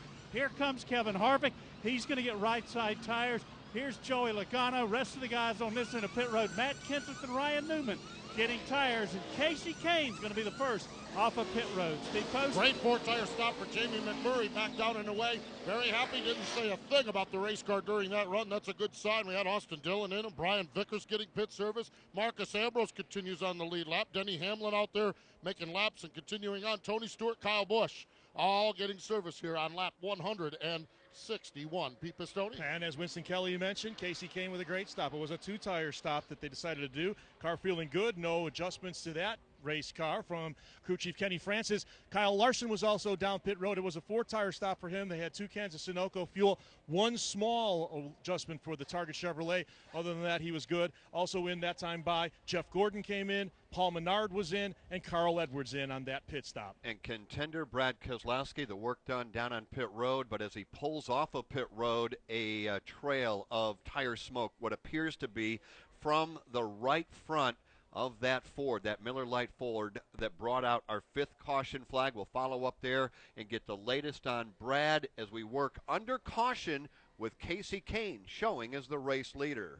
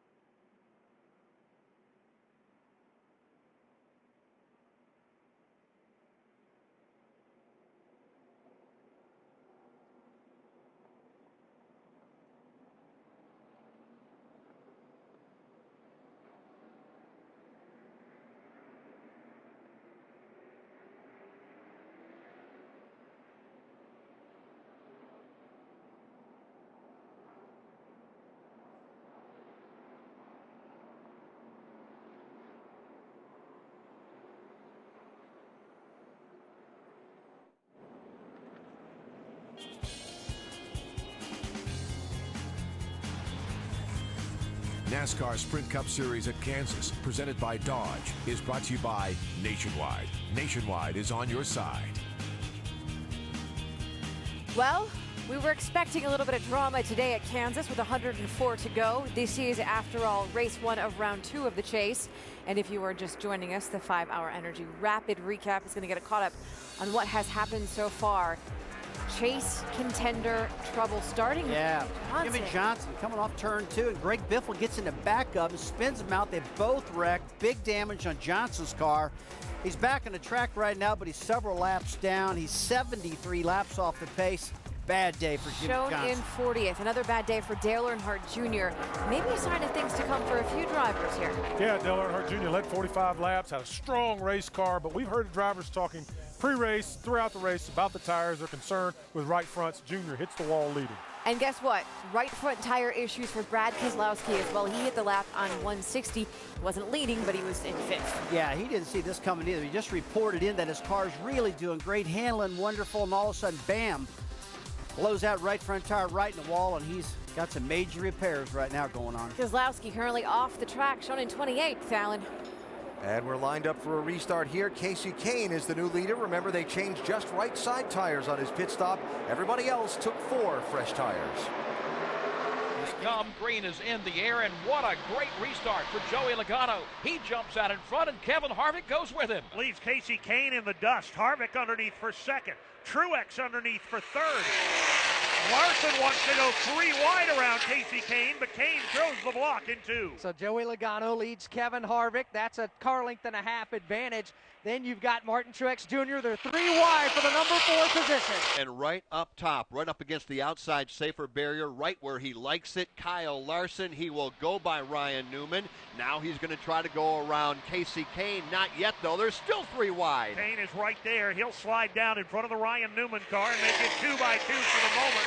around the outside. Larson to fourth. Here comes Newman to the inside of Kane. Ryan Newman side by side with Kasey Kahne halfway down the back straightaway. For the moment, advantage Kasey Kahne on that outside lane. He'll hang on to the position, or will he? Tightening up front as well as Joey Logano looks back, and Kevin Harvick is all over him within a car length. They cross the start-finish line. They race that way back to turn one. Logano running about a groove off the bottom of the racetrack. Harvick's going to go all the way to the basement. Trying to take the short way past Logano. Can't quite get it done. Now he'll make the move. Side by side for the race lead at Kansas Speedway. Headed for turn number 3. Kevin Harvick squeezes out in front. He'll grab the top spot in turn 4. A number of drivers taking their turn at the top of the leaderboard. This time it's going to be Kevin Harvick over Joey Logano. How about Martin Truex Jr. today? He is running third. He is strong, but he's got company there. He's got big company from Kyle Larson, who continues to run that extreme outside lane. Fifth spot just changed hands. Ryan Newman improving on the average, slides under Kasey Kahne. Meanwhile, a battle for the race lead. Here comes Joey Logano on the outside lane. Side by side for the top spot in Kansas. Joey Logano going all the way up to the outside wall, trying to make the pass, and it works. He swings around down in front of Kevin Harvick.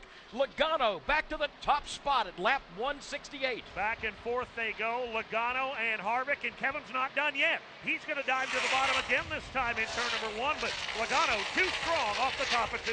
Joey Logano opens up a 5-car length advantage on Kevin Harvick. Another 10 to 15 car lengths back to a hard-charging Kyle Larson, who runs in the number 3 spot. Boy, he's had to pick up a couple of spots here since we went back under the green talking about Kyle Larson. Just a lap ago, he was able to get by Martin Truex Jr., so it's Kyle Larson third, Martin Truex Jr. is fourth, and Ryan Newman, Dave, running fifth. He's in that number 5 spot. He's pulled away by about 3 car lengths over the 6th place seat of Kasey Kahne. 7th is Jamie McMurray. Then comes Denny Hamlin and Paul Menard. That's the 9th spot. Running in the 10th position is Austin Dillon. Kyle Busch runs 11th. 12th is Matt Kenseth. And Jeff Gordon is 13th. Coming up off turn number 4, Joey Logano starting to stretch out the margin. Half second. His lead, a little bit over that actually, now 7/10 of a second over Kevin Harvick. Let's take a moment now and update you on where the members of the Coca-Cola Racing family are currently running. Brought to you by Coca-Cola.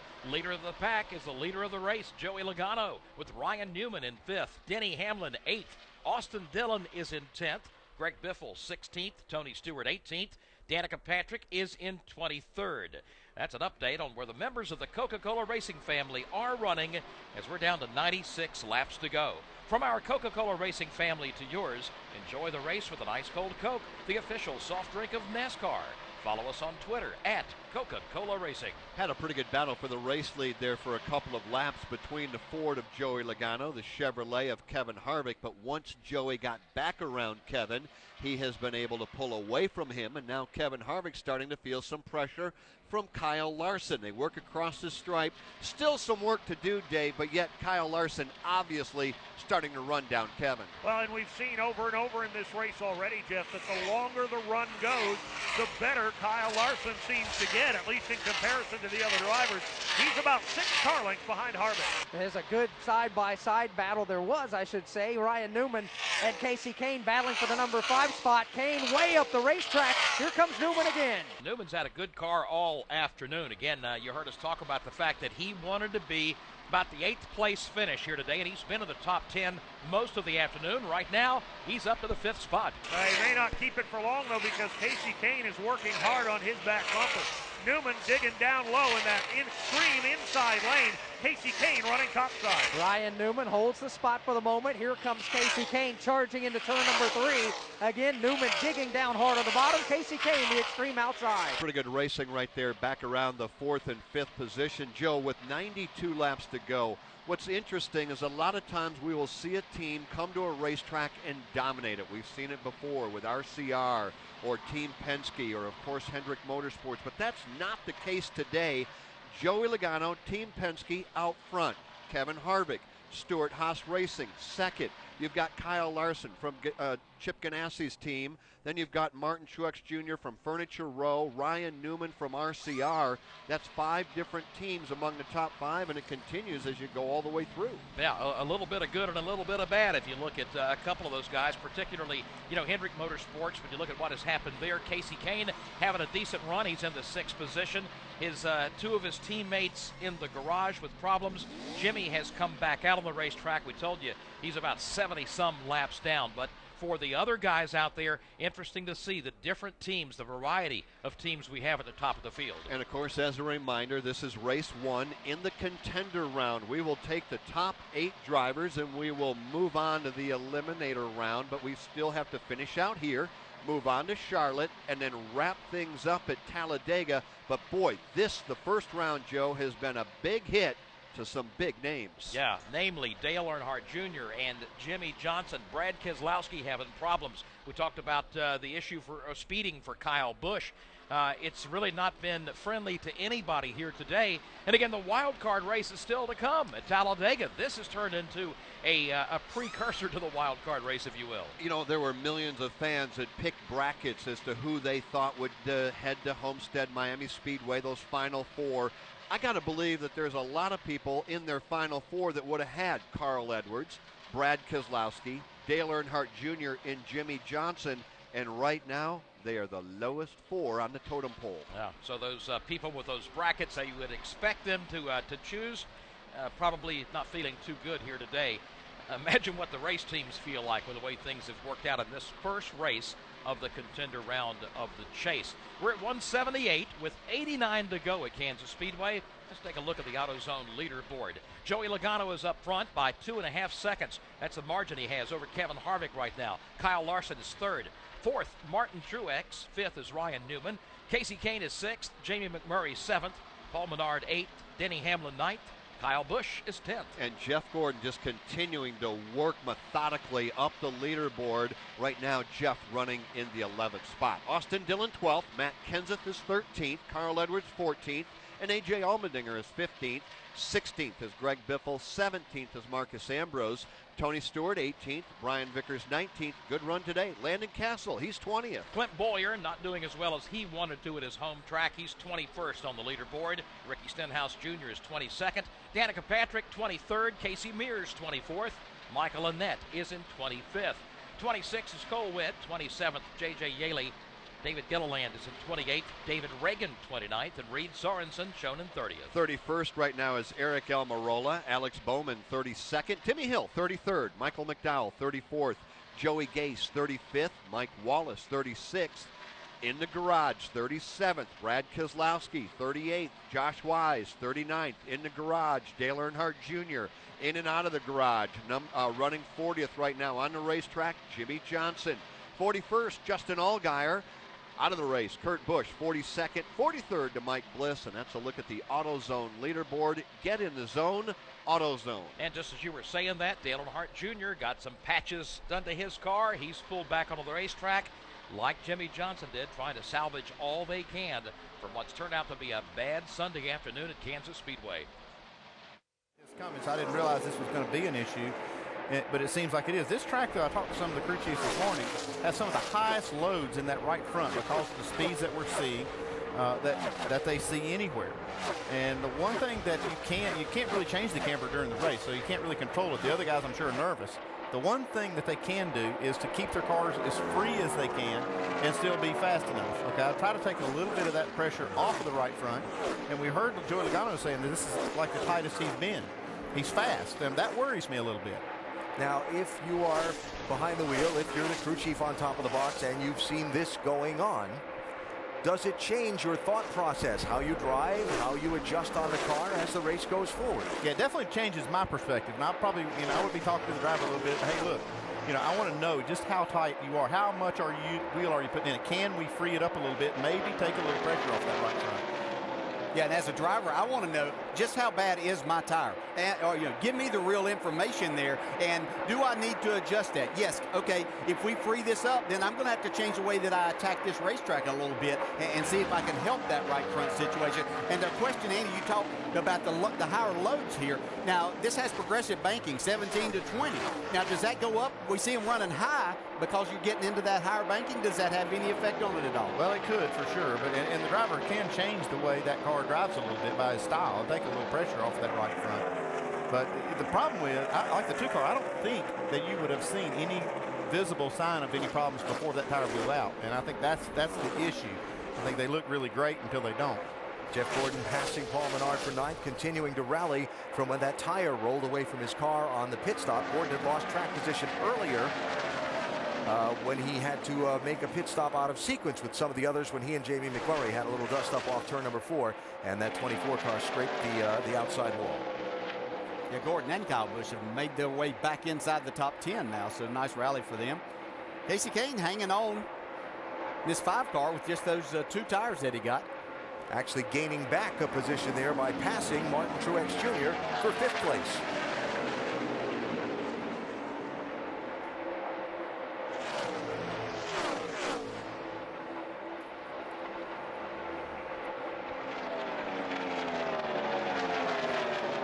So still 80 laps to go in this one. Joey Logano's built a 3-second lead on Kyle Larson, the 2nd place car.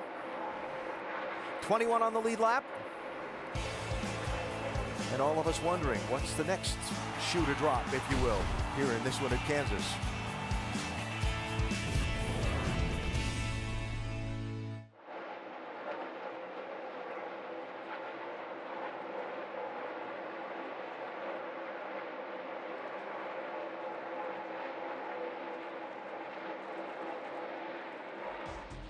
Back at Kansas Speedway, where Joey Logano continues to stretch out his lead. It's up to 3.2 seconds over Kyle Larson.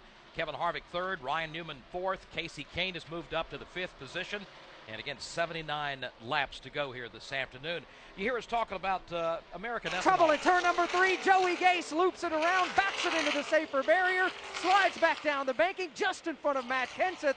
Everybody making inside and outside maneuvers. Gase comes to a rest midway between turns 3 and 4. And that's going to slow us down for the 6th time here this afternoon. Joey Gase bringing out the 6th caution flag. He sits right smack dab in the middle of the racetrack. Everybody able right now to work by.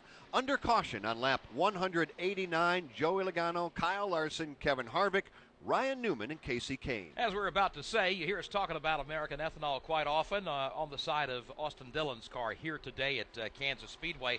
John Holtzfaster is with us from the National Corn Growers Association. Good to see you out here at Kansas Speedway. It's great to be here. Wonderful weather. They're telling me that you guys have eclipsed 6 million miles on American Ethanol E15 earlier this year. That's pretty big. You guys have really come on. It's amazing. We're actually approaching 7 million race miles without a single failure or fuel-related incident. So it's telling those of us involved in ethanol what we already know.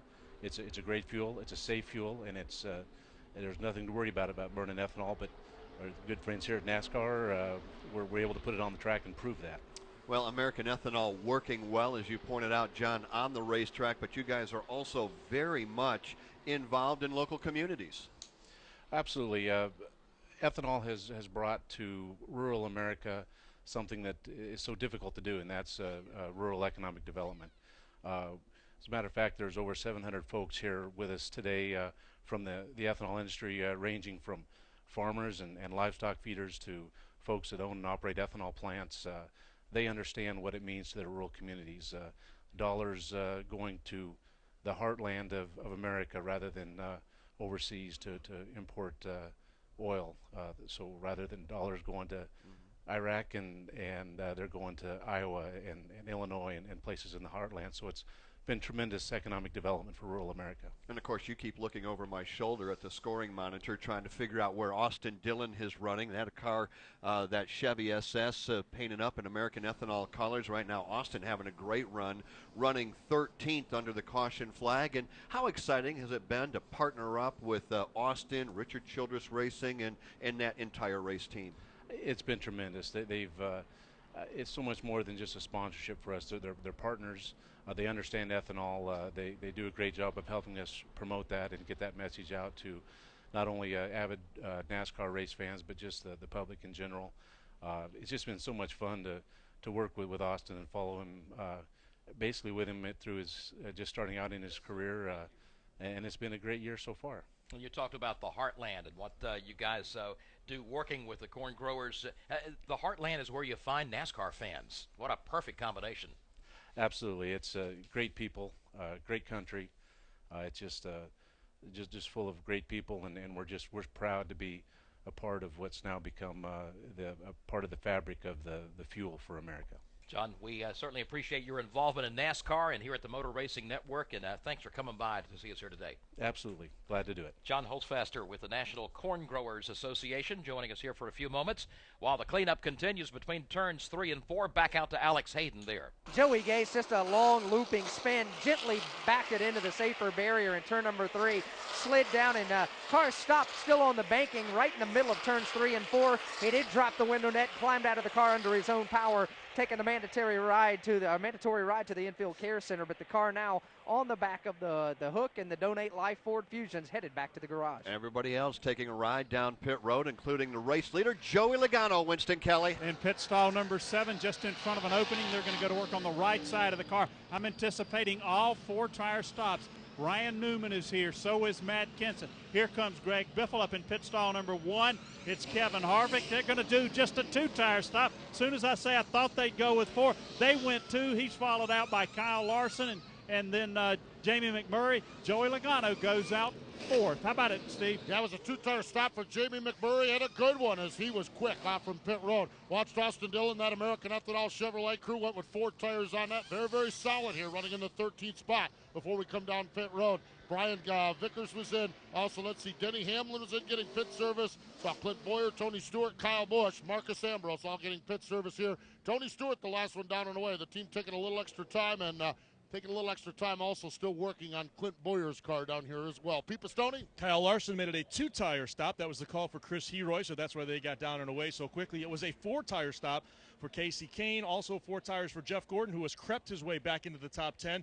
Paul Menard also running well today in the top 10, 4-tire stop. And again, another shout out for a solid run, maybe his best run in at least a couple of months. Martin Truex Jr. also taking tires that time down pit road. Rodney Childers and the Budweiser team knocking out a dynamite pit stop there and getting Kevin Harvick off of pit road first in front of Kyle Larson and his teammate Jamie McMurray. Joey Logano was off of pit road 4th. Right behind him, Ryan Newman. That's a top 5 cars off pit road presented by O'Reilly Auto Parts. Not an O Rewards member yet? Now you can. Sign up online at orewards.com. You can start earning $5 back on every $150 you spend. Visit orewards.com and become a O Rewards member today. It's fast, it's easy, and it's free.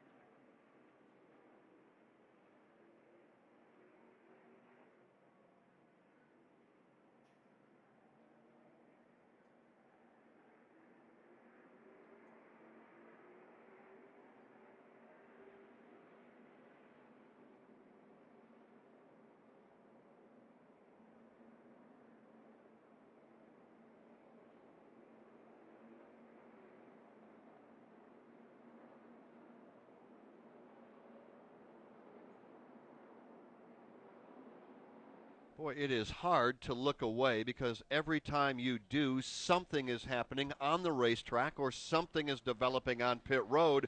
If you remember, Jamie McMurray, the 3rd car off pit road, all for nothing. Busted, speeding on pit road. McMurray with that very good car now headed to the tail end of the field. And Joe, honestly, regardless of what point of the race we have been, we have had one story or another developing. Yeah, chase contenders with big problems today. Talking about Brad Keselowski, Dale Earnhardt Jr., and Jimmy Johnson. All have either been in the garage or still are in the garage. In the case of Brad Keselowski, Jr. and Jimmy have come back out. They are some 40 to 60 laps down, both of them.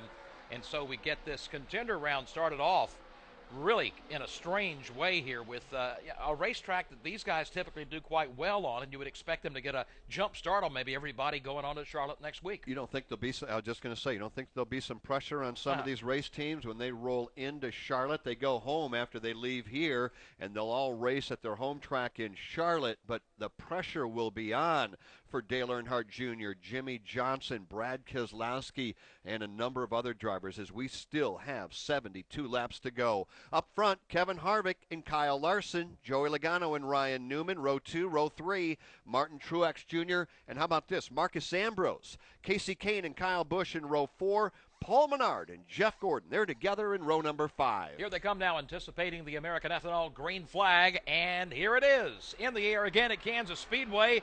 And they're on the gas, trying to break away. Harvick to the outside, Kyle Larson to the inside, neither one given an inch in turn 1. Larson got a big shove from Joey Logano into turn number 1. He'll lead by a fender, but Harvick on the outside lane gets a great run off the top of the corner. And Kevin Harvick will clear Kyle Larson. He'll take over the top spot. Larson settles in for second. Here's Joey Logano going to the outside of Larson. This is the battle for the number 2 spot. Applying the pressure is Joey Logano right up against the outside safer barrier, and he will blow by Kyle. Logano up to second, Kyle back to third, Ryan Newman fourth, and Truex Jr., he goes fifth. 6th spot is a side-by-side battle right now. Kyle Busch racing to the inside of the Marcus Ambrose machine, closer to the front. Here comes Ryan Newman. Challenging for the number 3 spot, Newman to the inside of Kyle Larson. Ryan Newman very fast down low. He'll clear Kyle Larson in turn 3.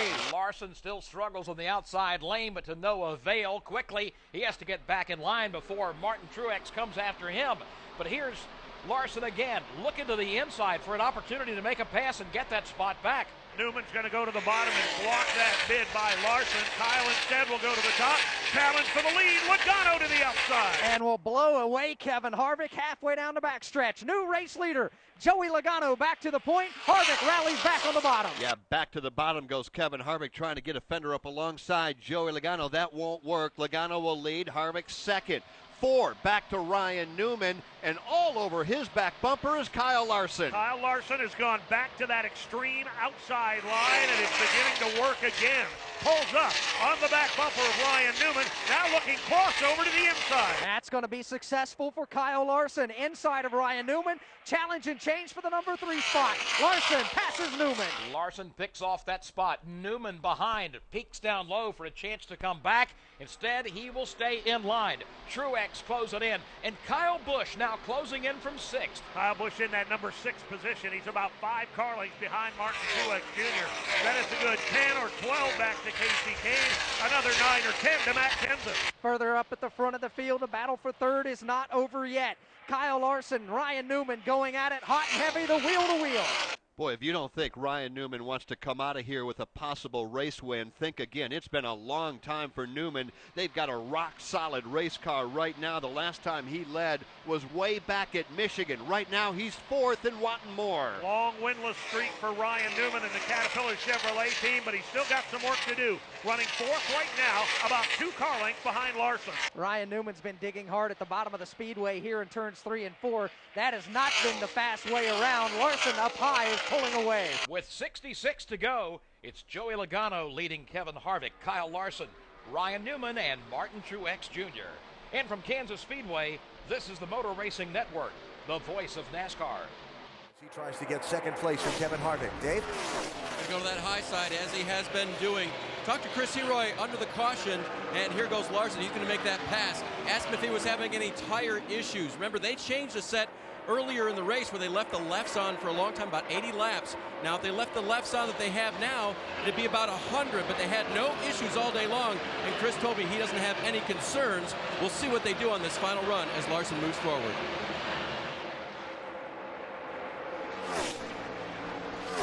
And to your point, DJ, you see the gap all the way up to Joey Logano now. It's that little bit of trouble getting going. Got to leave Larson and Chris Heroy and the rest of his group hoping for a long green flag run to the end of this one. Yeah, you would think that that would certainly set them up and put them in a really, really good spot. It's going to take a lot to beat this 22, though. Right on their game. Yeah, they've been on their game, and they've seemed to be able to keep up the racetrack really well. And I think just the good decisions that we've seen from Todd Gordon is going to pay off for them.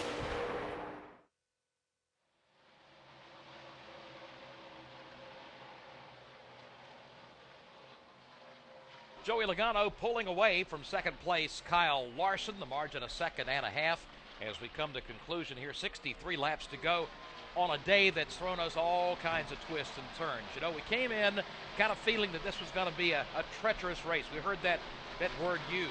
We heard hairy. I think Jeff Gordon sized it up as being a hairy event today. And it has been treacherous and hairy for some. I guess the big surprise is the people who it's been the most treacherous for. People you wouldn't expect to be in trouble. How about Kurt Busch went out early. Jimmy Johnson involved in a crash off turn number 2. He got together with Greg Biffle, and Jimmy Johnson right now, albeit on the racetrack, is running in the 40th position. No better for his teammate. In fact, maybe even a bigger blow. The reason, Dale Earnhardt Jr., he was leading the race when he cut down a right front tire going into turn number 4. Up the racetrack he went into the outside safer barrier, and Dale Earnhardt Jr. right now is 39th.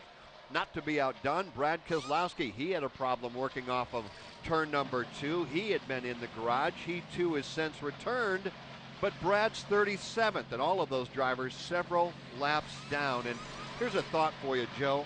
I'm not sure we've seen all of the best cars at the top of the leaderboard at the same time. There's some cars lurking back there that have been very, very good, and most recently, you know, Ryan Newman, Kyle Larson has been kind of up and down inside that top 5, but just has not had that opportunity to truly go after the race leader. Just has not worked out, hasn't had the track position. And, you know, the people we talked to in the garage today, some crew chiefs and spotters, who told us that, you know, the further back you are in the field, the harder it is to drive these race cars, because the further back you are, the more turbulence there is in the air, and therefore it's harder. You hear us talking about a guy breaking away, getting the lead, gets the clean air. Well, the second place man has relatively clean air. The third place man, not quite as much. I mean, you figure when you get back deep in the pack, these guys are fighting with everything they are to try to keep that car going in the right direction. You and I talked to Steve Letarte, who really kind of put an exclamation point on that comment when he said it's easier to pass up front among the top 5 or 6. Now, not when we get down close to the checkered flag, but the point was up there, they may actually, the car in front of you may pull over, let you go. When you're running 15th, 20th, or outside of the top 10, there isn't anybody going to pull over and give you racing room, because they're all trying to get further up into that cleaner air that you were just talking about. If you're just joining our broadcast and wondering about some of your favorites, like we just mentioned a few moments ago, Brad, Dale Earnhardt Jr., and Jimmy Johnson, here's how far back they are. Jr. is 58 laps off the pace. All right, Jimmy Johnson, 79 laps down, and Brad Keselowski is 38 laps down, but they are still out there with beaten and battered race cars. They're taped up, they're patched up, trying to salvage all they can out of this race today. And Joe, just when you thought it couldn't get any worse for Dale Earnhardt Jr., it has. About a lap and a half ago, he came by our position. That car is now running on 7 cylinders. So in addition to being pancaked down the whole right side, engine problems now coming up for Dale Earnhardt Jr. You know, a lot of people may be thinking, Dave and Joe, why would they be out there soldiering on? They're, you know, as you pointed out, 30, 40, 60 laps down. They're running 37th, 39th, and 40th on the leaderboard. What could they possibly be trying to gain? The answer is 1 point. One position on the racetrack may very well determine whether they advance into the eliminator round or watch everybody else go after a championship. How many times that has proven to be the case. How about a couple years ago when Carl Edwards lost the championship? All right, a tie, and it came down to their finishes, their wins, that made the difference there. 1 point, 2 points can make a lot of difference, and it may seem ridiculous to be 50, 60, 70 points or laps down and still struggling, but that pays big dividends sometimes at the end of the year. And Dale Earnhardt Jr., as Dave just reported, if he has in fact lost a cylinder, Jimmy Johnson is behind Dale Earnhardt Jr. on the leaderboard. Junior 39th, Jimmy Johnson 40th, and even though they share the same team, you can pretty much be assured that the word was just relayed to Jimmy Johnson. Keep digging. If we can get by Dale Earnhardt Jr., we will get at least 1 more point as we leave Kansas. Junior is running 39th. Jimmy is in 40th. Let's take a look at the entire AutoZone leaderboard here with 54 laps to go at Kansas Speedway. Joey Logano continues to pace the field with Kyle Larson in second. Kevin Harvick is third. Ryan Newman fourth, and Casey Guys, Kane there's fifth. a problem with Kevin Harvick. His car sounds like it's on 7 cylinders. Harvick just came by my position in turn 3, had a very sick sound to it, but Kevin Harvick is off the pace. He is slow in front of you, Dave. He is indeed, and it does not sound good for Kevin Harvick. The Budweiser Chevrolet being bypassed by a number of cars, including some lap-down cars. He is absolutely off the pace. A driver that dominated a week ago and came up short is now a driver that was very, very good here at Kansas. Talking about contender Kevin Harvick, he is off turn number 4 and on to pit road. And Winston Kelly, what is the early diagnosis? He called in, he said we got a right front tire going down on the Budweiser Chevrolet. The crew has the pit board out and they're going to bring him to a stop. Remember, he's all the way down in pit stall number 1 as he's still making his way down to the pit stall. Here he comes, one away. Now he's in his pit stall. They crank it up on the right side. Can't tell from the motor if there's a problem there. Right side tires going on. They're going to go ahead and make it a 4-tire stop here on lap 216. It's going to be very close whether they can make it the rest of the way. He pulls away. It does sound like it might be a little bit sour, but a 4-tire stop for Kevin Harvick. Another problem for a chase contender, and we still have 51 laps to go. What are they saying, Vince?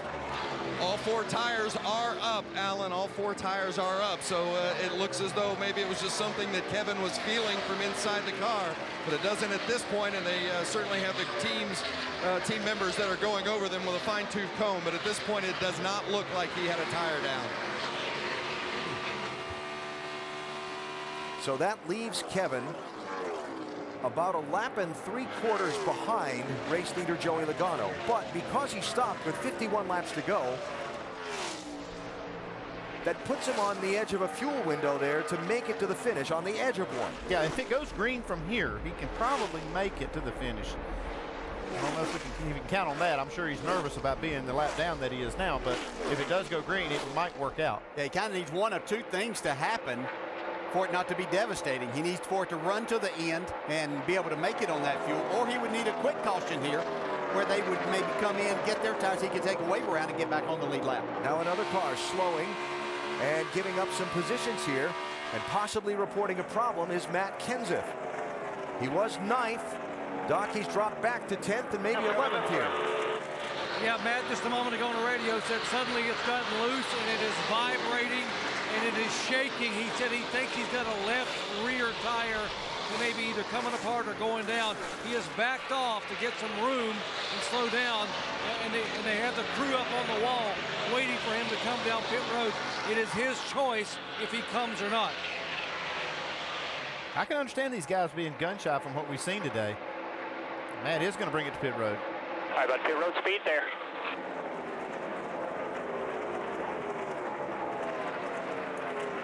So I'm talking about waiting for the other shoe to drop? Yeah, there's a couple of them. Harvick and now Kenseth on pit road for green flag stops. 4 tires when you get here. 4 tires, 7 away. Wow, from 27 starting spot all the way to the top 10, running 9th after having damage in the right front. They had made a chassis adjustment with wedge, and suddenly they have this issue. They are pointing toward the left rear. They will check it. He's at 4 tires. He's away.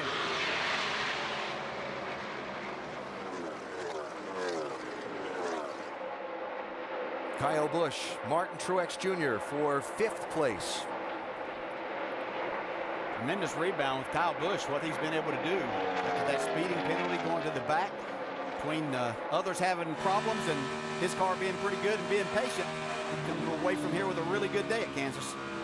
Went all the way back to 22nd place at lap 124 after that speeding penalty on pit road, looking for his first ever top 5 finish in a Sprint Cup Series race here at Kansas Speedway. Amazing all the chase drivers we're seeing have issues here today of some kind. Long list. As we enter the finish of today's race, we enter the AutoZone Go Zone. Every NASCAR driver knows the closing laps of a race are when the tension mounts and victory is within sight. And with the laps counting down, it's time to make your move and get to the front. You're in the AutoZone Go Zone. Now back to Joe Moore and Jeff Striegel. Thank you, Barney Hall. 44 laps remaining here at Kansas Speedway, and everybody is wondering what will happen next. We have quite an extensive list of chase contenders who have had problems here today, and before we give you the whole list, let's talk about the most recent one. On pit road a few moments ago, Matt Kenseth. Winston? Well, you heard the audio. He thought he had a vibration or something wrong with one of the tires. So they went ahead and brought him down, a little bit of preventative measure here on lap 221, but they are within their fuel window, so they decided to go ahead and change the tires and not risk him having a problem. So there are 12 contenders that took the green flag here, 12 drivers trying to move on. Only 8 will after we get through Talladega. Jimmy Johnson, one of those, he crashed. Dale Earnhardt Jr. also involved in a crash. Same thing for Brad Keselowski. Kyle Busch has had problems today. He got busted for speeding on pit road, although he has rallied back to 5th right now. You just heard the update from Matt Kenseth. They have had problems just a few moments ago. A tire issue brought Kevin Harvick onto pit road, and Jeff Gordon got tangled up while he was racing with Jamie McMurray, and that relegated him deep in the field, although he too has rallied back right now 7th. Some have been able to avoid adversity, others trying to rally back, and some just flat out dead in the water here this afternoon. It's been a crazy afternoon of racing at Kansas Speedway. And again, most surprising about it is we all said Talladega was going to be the wild card. It looks like this may be the wild card so far. A couple of years ago, it was Dover that took out a bunch of chase contenders. That was sort of the feared one. And Dover was relatively clean last week. At least among most of the chase contenders. We come here to Kansas, it is just chewing them up, and it's starting at the top of the list and working down, it seems. Yeah, if you've got a big name, look out. Or if you've been at the front of the field, look out, because this track will reach up and bite you, Joe. It has claimed a number of top runners so far today, Dave. Joey Logano right now, Kyle Larson, Casey Kane, Ryan Newman, Kyle Busch, hoping that Kansas doesn't bite them over the final 40 laps. Boy, you got that right. It's reminiscent of New Hampshire just a couple or 3 weeks ago, where one after another chase contenders got themselves in trouble. It's been a...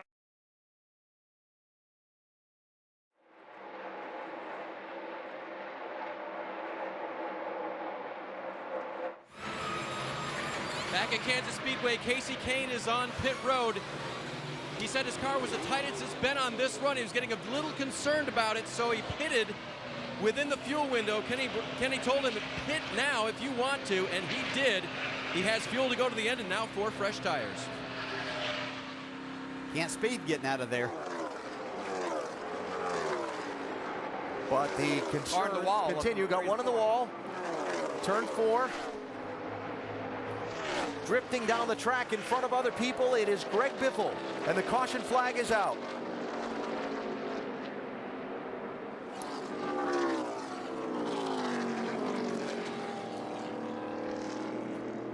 Greg Biffle running in 13th at the time.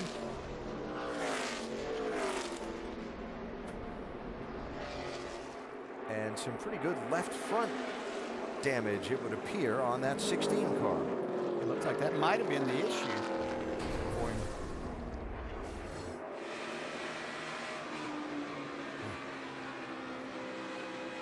That's down in turns 1 and 2 when the 9 and the 16 got together. And I believe that left front went down. That was up in 3 and 4.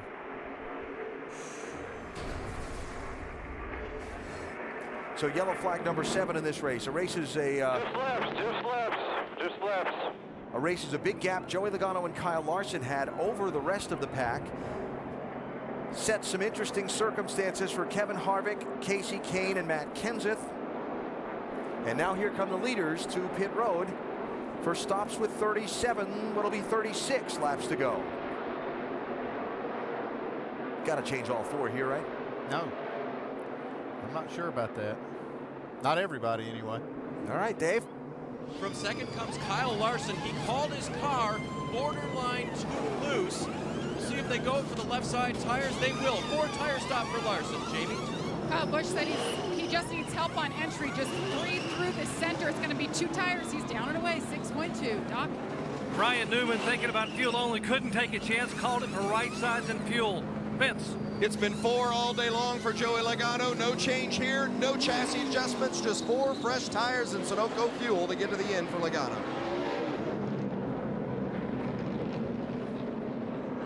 right, so people going to gamble for the track position. Ryan Newman first off the pit lane. What should be a very interesting 35-lap run to the finish coming up.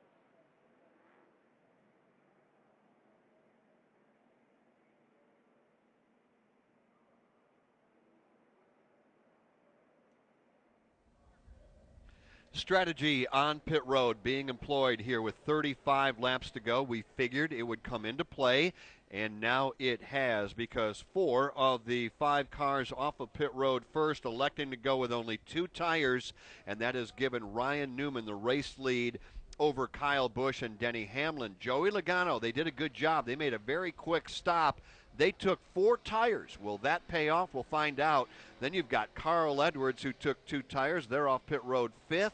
Kyle Larson 6th. Martin Truex 7th. So, Joe, what we expected. Strategy coming into play here late in the race at Kansas. Yeah, and again, that sort of changing around a little bit based on what they've seen so far today in this race. And we talked early in the broadcast about the fact of the spotters up top looking down to see what teams are doing, telling their teams further down the pit road, and those teams reacting to what other teams are doing. So it's not a matter of knowing once you come off the racetrack, here's what we're going to do. It's based on what your closest competition is doing. It's, just follow the leader down there, I guess you would say, when it gets to crunch time like we're in now. Watch, listen, and learn. I think that is kind of what everybody has been trying to do throughout the afternoon. 233 laps of watching and listening and trying to learn, and now it is time to take that knowledge and apply it to the racetrack in the final 33 laps to determine who will go to victory lane in the Hollywood Casino 400 here at the Kansas Speedway. Joe, Ryan Newman, Kyle Busch together up front. They're bunching up for the restart in front of Alex Hayden in turn 3. Leader's choice to get inside lane or outside lane. Ryan Newman elects outside lane. So to his left elbow will be Kyle Busch. Second row is Denny Hamlin and Joey Logano. Field works behind the pace car now coming to turn number 4. He'll hit pit road, and we'll go back under the American Ethanol green flag and see who made the right decision here in these closing laps today at Kansas Speedway. Waiting for the green to go up. It's displayed. They're on the gas. Down to the inside is Kyle Busch. Ryan Newman to the outside. Denny Hamlin thinks about making it 3 wide. He goes all the way to the bottom of the track. But he doesn't have the speed to make it work, and now he's allowed Carl Edwards to come right up the middle. It'll be 3 wide for third as around the outside, Ryan Newman takes the lead. Ryan Newman will leg it out by 2 car lengths. Kyle Busch now has a challenge. Here comes Joey Logano to the inside. Logano will go to second. Kyle Busch left the deal with Larson. Boy, that challenge was short-lived. Here comes comes Joey Logano. He rockets out of the pack and now sets his sights on the rocket man. That's Ryan Newman in the race leader in turn number 1. Well, Newman better light the afterburners because here come Joey Logano and Kyle Larson, 2 of the fastest cars all afternoon long. They run second and third into the wall. Out of turn number 2 is Casey Kane. Kane now slams the safer barrier, and he'll limp his way down the backstretch. You've got to be kidding me. Another Chase contender with a problem. Caution flag is displayed again here at Kansas Speedway. Dave, can you believe it? Yeah, I guess I can, Joe. After everything we've seen this afternoon, nothing further comes as a surprise. Casey Kane was running back in the pack.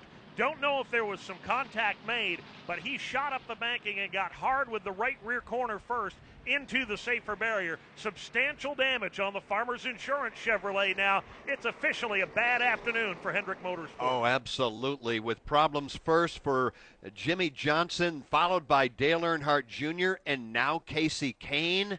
3 of the Hendrick Motorsports Chevrolets having a disastrous afternoon. From Kansas Speedway, this is the Motor Racing Network, the voice of NASCAR. Top and 3, middle's good, inside very down. Hold it up there. Into the wall, guys. 2 more to come by after this 34 here. 2 hands a wheel over the top, trying to catch that thing. He was busy. Yeah, when you have a car that you've been struggling with, the outside is not really where you want to be on a restart till the air pressures get built up. You can see the issues that it caused for Casey Kane. Another Chase driver, big issues.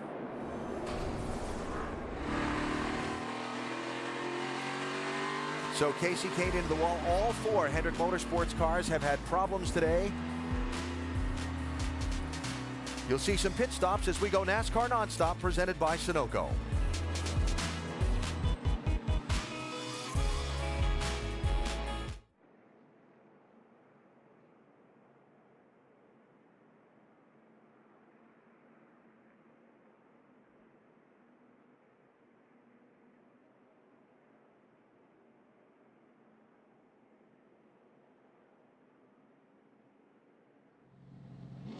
We're closing in on the finish of today's race, and it's time to go. The AutoZone Go Zone is on. And now back to Joe and Jeff.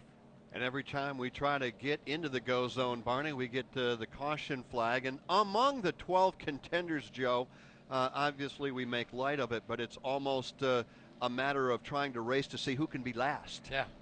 Yeah, it just seems to keep jumping out and grabbing and selecting only Chase contenders. Look at this. Only 4 Chase contenders haven't had a problem today. Remember Ryan Newman and Joey Logano, the front 2, and then Kyle Busch and Carl Edwards, who are 4th and 5th. And even Kyle got a speeding penalty on pit road. So if you really want to be exact here, only 3 Chase contenders haven't had an issue. Let's go to Winston Kelly. Let's see if we can get up here and get a word with Todd Gordon, who calls the shots for Joey Logano. Todd, a lot of guys took 2 tires on that last one. We talked before the race. You said there'd be a lot of different strategies. Why 4 for you guys? Well, we had enough separation with lap cars in between us to a lot of people that we could take 4 and come out 4th. I felt like that's a security call. Make sure we got the best rubber in this car and let Joey do his thing. Well, I'll try not to jinx them, but I think I like the call. They're currently running in 2nd. Let's go down to Steve Post. Yeah, Dave Rogers calls the shots for Kyle Busch here as they get the 1 to go. Dave, I know we're under 1 to go, but how is the race car and your thoughts for the waning laps here?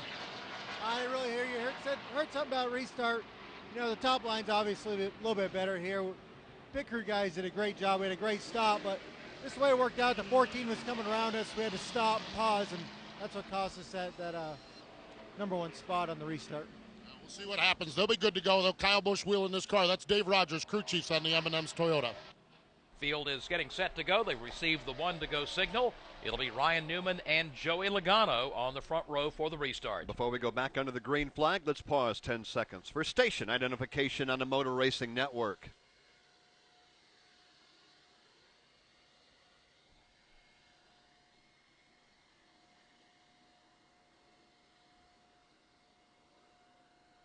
Only 28 laps remain for the NASCAR Sprint Cup Series this afternoon, running the Hollywood Casino 400 at the Kansas Speedway. The field up in turn 4 getting set to take the green flag. It's Ryan Newman and Joey Logano in row 1, Kyle Larson and Kyle Busch row 2, Carl Edwards and Martin Truex Jr., they're side by side in row 3. Denny Hamlin, Austin Dillon together in row 4. Everybody wondering, am I going to be next among the chase contenders? Green flag is out. Great break by Joey Logano right to the bottom of the racetrack. He'll lead them back to 1. Kyle Busch goes 3 wide to the outside to take second away from Ryan Newman. Newman still stuck in the middle. It'll be Larson to the inside. Up high, Martin Truex 3 wide for third. That's that battle. Larson on the inside, Ryan Newman the middle, Martin Truex Jr. the outside lane. It'll be Kyle Larson on the bottom. He'll take over position number 3. It is on here at Kansas. Make no mistake about it. Hard racing from the front all the way back through the field. Logano out front. Kyle Busch second. Move Kyle Larson to the number 3 spot. Martin Truex Jr. not done yet. He dive bombs to the inside of Larson at the entrance of turn number 1. He goes downstairs. Larson up high. Kyle Larson will hang on to third. So give Martin Truex Jr. 4th. 5th is Carl Edwards. Ryan Newman finds his spot in line in the number 6 spot, just in front of Denny Hamlin. Closer to the front, here's Kyle Larson climbing the banking in turn number 4. Once again, taking that high lane as he tries to chase down Kyle Busch. And here he goes, peeking to the outside, trying to take a stab at him in turn 1. Kyle Busch tried to throw the block, but couldn't quite get it done. Larson now all the way up to the safer barrier. Big run off the top of 2. Busch can't hold him off. Here comes Larson. Kyle Larson will take over position number 2. Clean racetrack in front of him to try to run down the race leader, Joey Logano. Well, that is one very hungry young race car driver talking about Kyle Larson, who used the outside to go around Kyle Busch. And now Larson will set his sights on Joey Logano with 25 laps to go. He's already pulled away from Busch by 3, maybe 4, now maybe 5 car lengths. Kyle Larson with the crosshairs on Joey Logano. Kyle Larson trying to run him down, can't do anything with him at the moment. Simply trying to hit his marks in turn 3. Logano rock solid up front. Further back, Jamie McMurray, who led a good part of the first half of the race, trying to come back to life here in the final laps. Makes a swing to the outside of Austin Dillon. McMurray moves back up into the 8th position. Up front, though, again, it's all Joey Logano. Logano's lead holding steady, at least for the moment. Larson trying to run him down. Battle is heating up for third. Martin Truex is after Kyle Busch. And that deficit for Truex is only 3 car lengths headed for turn number 3. Kyle Busch runs the middle of the racetrack. Martin Truex Jr. half lane lower. Got a good couple of 2-car battles going on. Joey Logano and Kyle Larson at the front of the field. Right behind them, Kyle Busch and Martin Truex Jr. Then you've got a couple of contenders going at it, Dave. That's Carl Edwards and Ryan Newman. Edwards has surged his way into the top 5 now. He runs in 5th. Newman 6th. 7th in Denny Hamlin. Then Jamie McMurray and Austin Dillon. Then you've got Paul Menard running right there in line as well. A.J. Allmendinger just behind Paul Menard. Everybody for the moment, single file. And the AutoZone Go Zone with 22 laps to go. And Joey Logano is going as far away as he can, extending that lead. It's nearly a full second now over Kyle Larson. Slowly but surely beginning to lengthen the advantage now over Larson. Long gap back to Kyle Busch in third. For the moment, he has fought off Truex. Truex has been able to fall back in line. He's 5 car lengths off the back deck lid of Kyle Busch.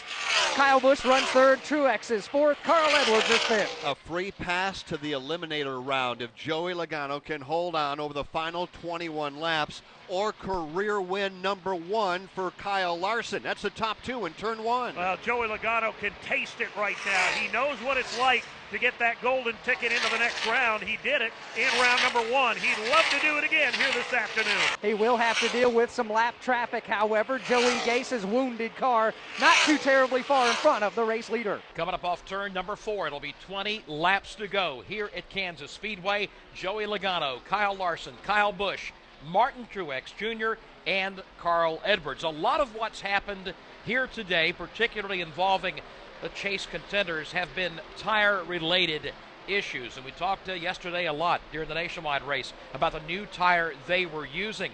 And the tire has caused some issues here today as well. Pete Pistone has more on that situation. Yeah, I'm here with Greg Stucker from Goodyear. Greg, a lot of tire-related issues out there today. What's your perspective from the manufacturer's side? Well, you know, we started the race with a full green run. Tires really look nice all the way up and down pit road. But, you know, as races like this evolve, people start making adjustments. They start running different lines. obviously we had a couple right fronts that did go down on the 88 in the 2, and we're trying to understand what was different about those. Obviously, we'll talk with the teams further and see where their adjustments made, or just what was different. A couple of guys came down thinking they might have had tire issues. The 4 and the 20, they were not. Everything was good. So really, other than those 2, everything we've seen up and down pit road's been good for us. Wear's been good. Just overall appearance has been nice on the tires. So, anytime you have an issue like that, you try to make sure you understand it. Obviously, it impacts some guys in the chase, and we try to make sure we understand fully what happened. All right, that's the view from Greg Stucker of Goodyear, guys. Some tire issues, but Goodyear feels it's not the tire they brought. Maybe it's the setups that some of these teams are using. All right, Pete, thank you very much. We're down to 17 laps to go. It is Joey Logano continuing to hold off Kyle Larson. The advantage there, 0.7 of a second. Then Kyle Busch, he's third. And what a run today for Martin Truex Jr. Boy, where has he been all year? The question is, can he hold on? Right now, he's running 4th. You have a water temperature down a little bit. The motor is laying down. Could be an engine problem developing for Martin Truex. What a shame that would be.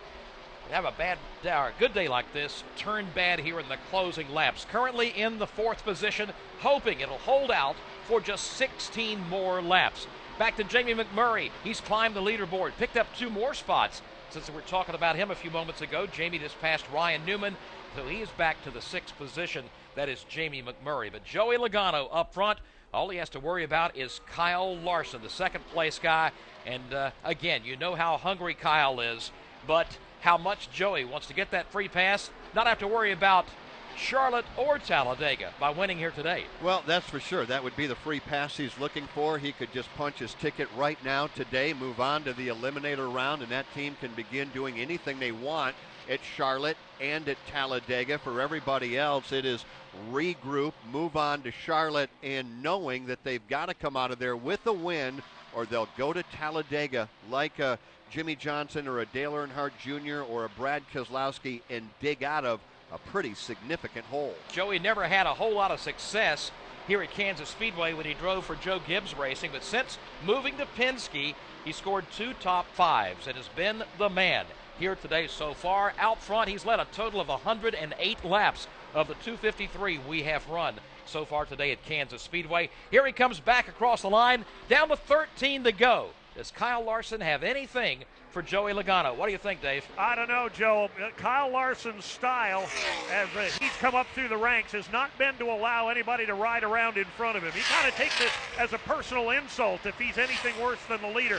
I think if he had car enough to be on Joey Logano right now, he'd be on Joey Logano. And Alex Hayden, if you take a look at the cars as they work at your feet, both of those 2 drivers using the exact same lane right up against the outside safer barrier, talking about race leader Joey Logano and runner-up right now, Kyle Larson. Well, Kyle Larson, Jeff, is certainly not making life easy for Joey Logano. Logano cannot just go out there and basically ride around, because Larson is only about 10 car lengths behind Joey Logano. And yes, they both run that extreme outside lane. They are going to have to deal with some lap traffic before the checkered flag flies. Yep, here they come off turn 4. Indeed, they are closing in on some slower traffic they'll be dealing with by the time they hit turn 2. The Joey Gase machine, battered in an earlier crash, will give way on the bottom. The Eric Almirola machine, running on 7 cylinders for almost half the afternoon now. He is next in line for Logano. And Logano halfway down the backstretch still has Kyle Larson. Larson just simply pestering the race leader, following every movement he makes around the racetrack. And Dave Moody, you could bet your mortgage that Joey Logano and Kyle Larson are running at 110%, squeezing everything out of these 2 race cars. Yeah, nothing left to hold back for now. The checkered flag is almost literally in sight. It's a long, long gap back to Kyle Busch in 3rd. He now has broken away from Truex. But don't look now. There's more heavy lap traffic in front of the race leader, Joey Logano. Larson is right there. The distance is beginning to close. Here is Joey Logano taking the high lane off turn number 4, and indeed closing in on a couple of slower cars, working his way through the traffic, allowing Kyle Larson to close in even more. But we're down to 9 laps remaining. They'll bypass the Josh Wise and Mike Wallace machines.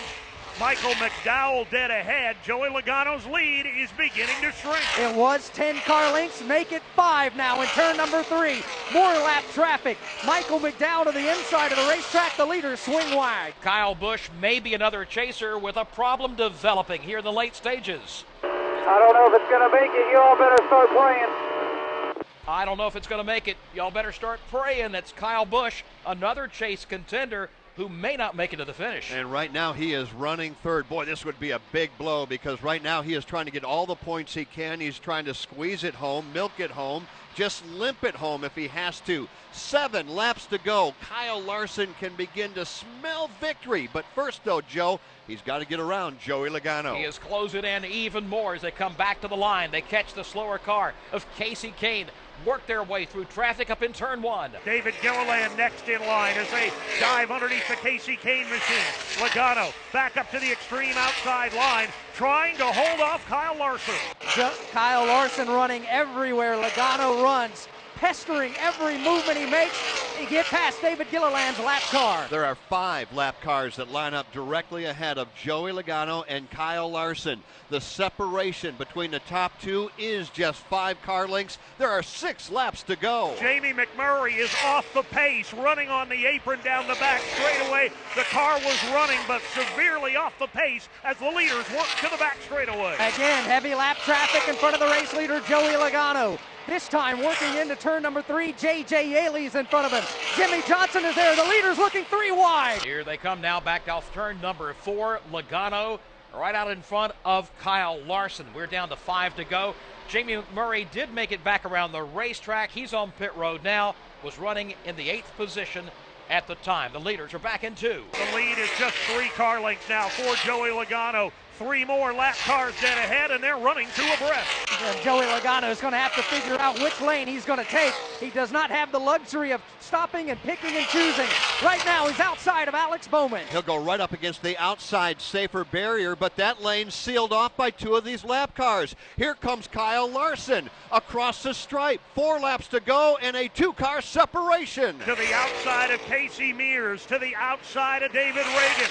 Joey Logano right up next to the safer barrier. The lead is down to 3 car lengths. Logano clears the lap traffic. Kyle Larson not so fortunate. He's going to give up another car length. Still trying to clear the David Reagan lap car is Kyle Larson. Time is running out for Kyle Larson. 3 laps to go when they cross the start-finish line this time. Separation about 8 car lengths. They've cleared most of the traffic. The separation still a half second between Logano and Larson. Around the slower car of Dale Earnhardt Jr. at the exit of turn number 2. Logano now with a little bit of daylight. The lead is up to 7. Larson trying to run him down. Time is beginning to get short.